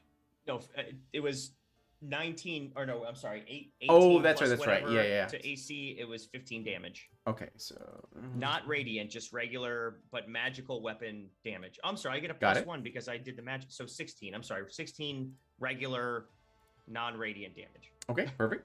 And they're still alive, but barely. As yeah. And then anything else for you? No, that's it. I'm spent. That's Okay. literally everything. It is Carl's turn. The last hope that I have for TPK, and yeah, we're okay. So we're gonna go for this. So he's gonna Hail Mary and go for Knight, and we're gonna use that +3. Natural 20, perfect. So never mind, we're not gonna use that +3. So natural 20, and then it'll be double damage. Ah! Oh well. Let's go with 9. So that's 9 damage. Another 9? Let me try to. Let's do this one. Okay, yeah. So it'll be 15 damage altogether. For you, Knight. And are you even like phased by this? Or is that the Little first time you bit. took damage? Okay, yeah. No, because I've been hurting myself, and I That's think right. the lady hit me too. Okay. So that was the first attack. The second attack, 7 plus 6. Okay. This is where it might come in. So 7 plus 6, 13, and 13 plus 3, 16 versus AC. Oh, that doesn't hit. Okay, yeah. Okay. All right. So he tries in vain as like one of his nails like falls off as he's trying to scratch you, and then he looks to you wide-eyed as it is now your turn. I'm just gonna hit him. Okay. Bitch hit me. The hell? Okay, so yeah, I hit him. This one's banned too. 4 physical. Still and alive. then 10 radiant. He's dead. Go ahead and explain how you murder him. So he just like hit me, and so I start by cutting off the arm that hit me. Uh-huh. And then I do another slash, like cutting his body in half, like this way. Perfect. And it just like slowly slides off and then falls. Yeah. The vampire lord Sierra is still like alive, but in torpor where she cannot move, she's paralyzed, but her eyes dart everywhere as the queen goes like, "Oh my god, you saved my life. Thank you so much." But what are we gonna do with this vampire? Is there any way that you can like give her final death as she looks over to you? Do we know? We, Is It's that like something we would know? If you want to I go was ahead and gonna do, say, I feel like Cleo might know this, but I don't have any reason why she would know this. go to make if you're religious, like a religious class or whatever, go ahead and do you can do religion, nature, maybe history. I'm gonna Whichever say you I'm want gonna to. go history. She's Okay. oof. Also, No, I I'm got a like 6. definitely a little bloodied and like not looking exceptionally well. But is this implying that like it's not common knowledge that vampires burn in the sunlight? That part, yes, but it is the middle of the night right now. So okay, yeah. Okay, then Cleo has a suggestion. Well, she's been beat to shit. We could probably just tie her up and leave her in the sun. Just wait a couple hours. She'll be gone. You do see that slowly her wounds are healing and regenerating, but because of the radiant damage, it's like poke her again with the stop reviving HP. Yeah, dagger. like, Do you want stab her another more. dissonant whispers? Like, do you want that? So you do see it's slowly creeping. So you know that if you leave her alone for too long without like stopping her regeneration, she will regenerate and she may be able to escape. So it's up to you if you want to monitor her and make sure she dies, or if you want to try to find another method to end her. And what were your rolls? I like the idea of waiting and watching. As a blood hunter, would I have a reason to know that too? Go and have advantage. Yeah. Yeah, that's not. Oh, I crit. Crit? Okay, perfect. So here's the information you know. Number 1, she has extreme regeneration. If you don't just keep healing her, or stop her from healing, she will regenerate really quickly. Number 2 is that she is sensitive to sunlight, and a stake to the heart will stop her if it's a piercing weapon made of wood. And you also know that running water deals extreme amounts of damage to her. Running Right. water. Yep, running water. And there's a river right next to you guys. So I'm gonna just drag her into the river, and I'm gonna be like, "Anybody got a stick?" And just Oh, hold not on. explain anything. Why That's are we all I going to say. the water? What are you gonna do? I just Oh. drag her in there, and I'm holding her in the water. Laura will grab one of his javelins and just break one in half so that there's like a sharp, pointy end of the wooden javelin. Both ends of it were already pointy. No, but they wouldn't. It wasn't wooden. You I could do needed my the wooden. spear. I needed My the wood spear sharp. is wood. Yeah. But it still has a metal piece at the end, right? You got to Well, break it in yeah, half but you so could get break the wood. that if you're. Well, I guess you already broke the other one. You guys are Yeah, all just like it's- breaking your weapons. I, Like, hold I'm on, just, hold I'm on. just standing there like Snaps. just Okay, holding like one hand's holding her in the water and I'm just like Yeah, I as you- hand her one of my broken halves of As wooden you- sharp stick. like pull this 10-foot large woman into the water. You watch her flesh like just melt essentially, and you see her muscle, ligaments, organs, all that stuff just completely until she's just bones. But even in her bone like skeletal form, you see that in her eye sockets are red like orbs essentially that are like are pupils essentially, and her skeletal brows furrow in like a worried manner. And her heart is still there. That's like black and pulsating. I'm just like stick? Yeah, here. Okay. Here. I take the stick and I'm just like, oh that's weird. Yikes. And I Stab. just kind of like stab the heart a little bit. I'm like, Muddle the work? heart. So go ahead and roll an attack and with advantage because she can't move or anything. okay, so first roll was 22.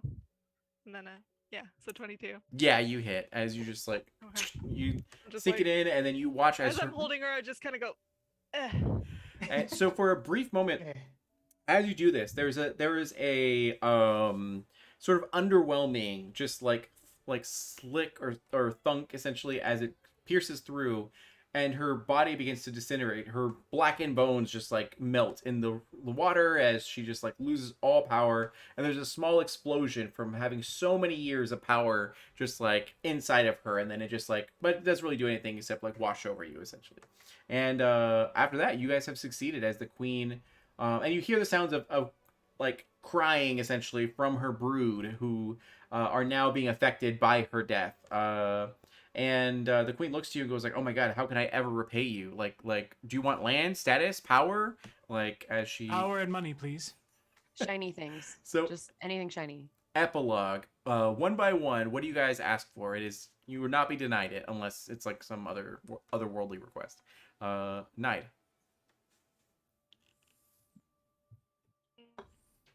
a lot of handsome men and a nice house. Perfect. You get a platinum membership to the local brothel. And All right. Lore? Unlimited booze. Like done. Platinum card I to mean, to the this brothel. whole thing started with me spilling my drinks. I just wanted to drink this whole time. And then Thoki? I am now king. You're like, all right, we'll get the marriage ready, and then just like sets it all up and everything. And then Cleo. Cleo is going to ask for a large ship so she can go sailing. It is given to you. It looks immaculate. A crew Yes. is also supplied to you, and you all get what you sort of want. And with that comes to the end of our session. So what we'll do now is have you guys all one by one tell us where you can be found and what's coming up next for you. We're gonna start off with Rob. I am Rob, and that is my essentially heterosexual life partner, Tony. You can find us on TikTok because that's what we're doing mainly right now as Debatin' Buddies, where we fight like an old married couple. At Debatin' Buddies That it? is the TikTok handle. That it? Yeah. There we go. And then occasionally Twitch streams here and there. So yeah, be on the lookout for more arguments and let us know what you'd like to see us fight about in the future. Perfect. And then after that, it's gonna go ahead and go to your heterosexual platonic life partner, maybe platonic. Tony. Depends how much alcohol is involved. Yeah, I mean, yeah, just right now, me and Rob are just trying to get back into the swing of things. We've been kind of out of the game as far as content creation, and we just wanted to, get back to it and continue doing what we love. And TikTok was something that Rob turned me on to, and it seemed like a nice, innocent, simple way to get back into it. So I took him up on it, and it seems to be going fairly well, and it's fun, and I'm enjoying myself, and it's a good way to get the creative juices flowing again. And who knows what's going to happen in the future. But right now, that's kind of what we're doing, is we're just trying to get we're just trying to get our feet back out from underneath, back underneath us, so that we can continue to create, continue to inspire, continue to help people laugh and enjoy life. And So- argue about things on the internet. And Yes, and argue about things. I was already doing that, but now I do it professionally. perfect. And then Shry. I am Shry205. I'm on all the things as Shry205. And I play World of Warcraft and cosplay sometimes. And I try to stream both of those things. And yeah, I'm trying to do TikTok stuff and post some Ramstein content as well. But please support my stuff. Perfect. And then Chesh. Yes, hello, I am Chesh. You can find me on Instagram and on TikTok at Chesh Smiles. I'm more active on TikTok than anything else. In the next few months or so, I think I just have Steven Universe cosplays coming up in the year 2022. So that's all I have to look forward to. Perfect. My name is D'Angelo Murillo. You can find all my content on _D'Angelo. I am currently making my own tabletop RPG called Emerald Templars, which Chesh actually helped out for cosplaying and everything. So it's really cool. You can check that out. If you're going to Gen Con, I will be running Emerald Templars there. So feel free to hit that up. And thank you again for supporting Homies Helping Homies. We hit 72% of our goal of $200. All this money is going to get split 5 ways to go to help like us out with whatever we need the most right now, whether it be a webcam or equipment or what have you. So thank you again so much for your generosity. money. Yeah, for your money and all that kind of stuff. If you would like to continue to donate anything else and you enjoyed the show tonight, feel free to use the Ko-fi link there before, and then we'll be able to get it to where it goes and all that. So thank you guys again so much for this. We really appreciate you, and we hope you have a wonderful night. Let me actually go find someone to raid really quick. That way we can send the good Gonna vibes. go raid somebody? All right. Bye, people. Thank you for watching. Yeah, it's been fun. Oh, why don't you guys watch some vampires? Let me see if let me see. On brand. Oh yeah, Waiting that's for the raid. appropriate. Raid has been created. There we go. Yeah, Oh, there we go. perfect. We hope you guys all have a wonderful night, and we will see you guys soon. Oops. And perfect. It should We're be rating. Gareth and Isaac. perfect. Thank you guys. I've never been part of a raid. Oh, really? Yeah, it was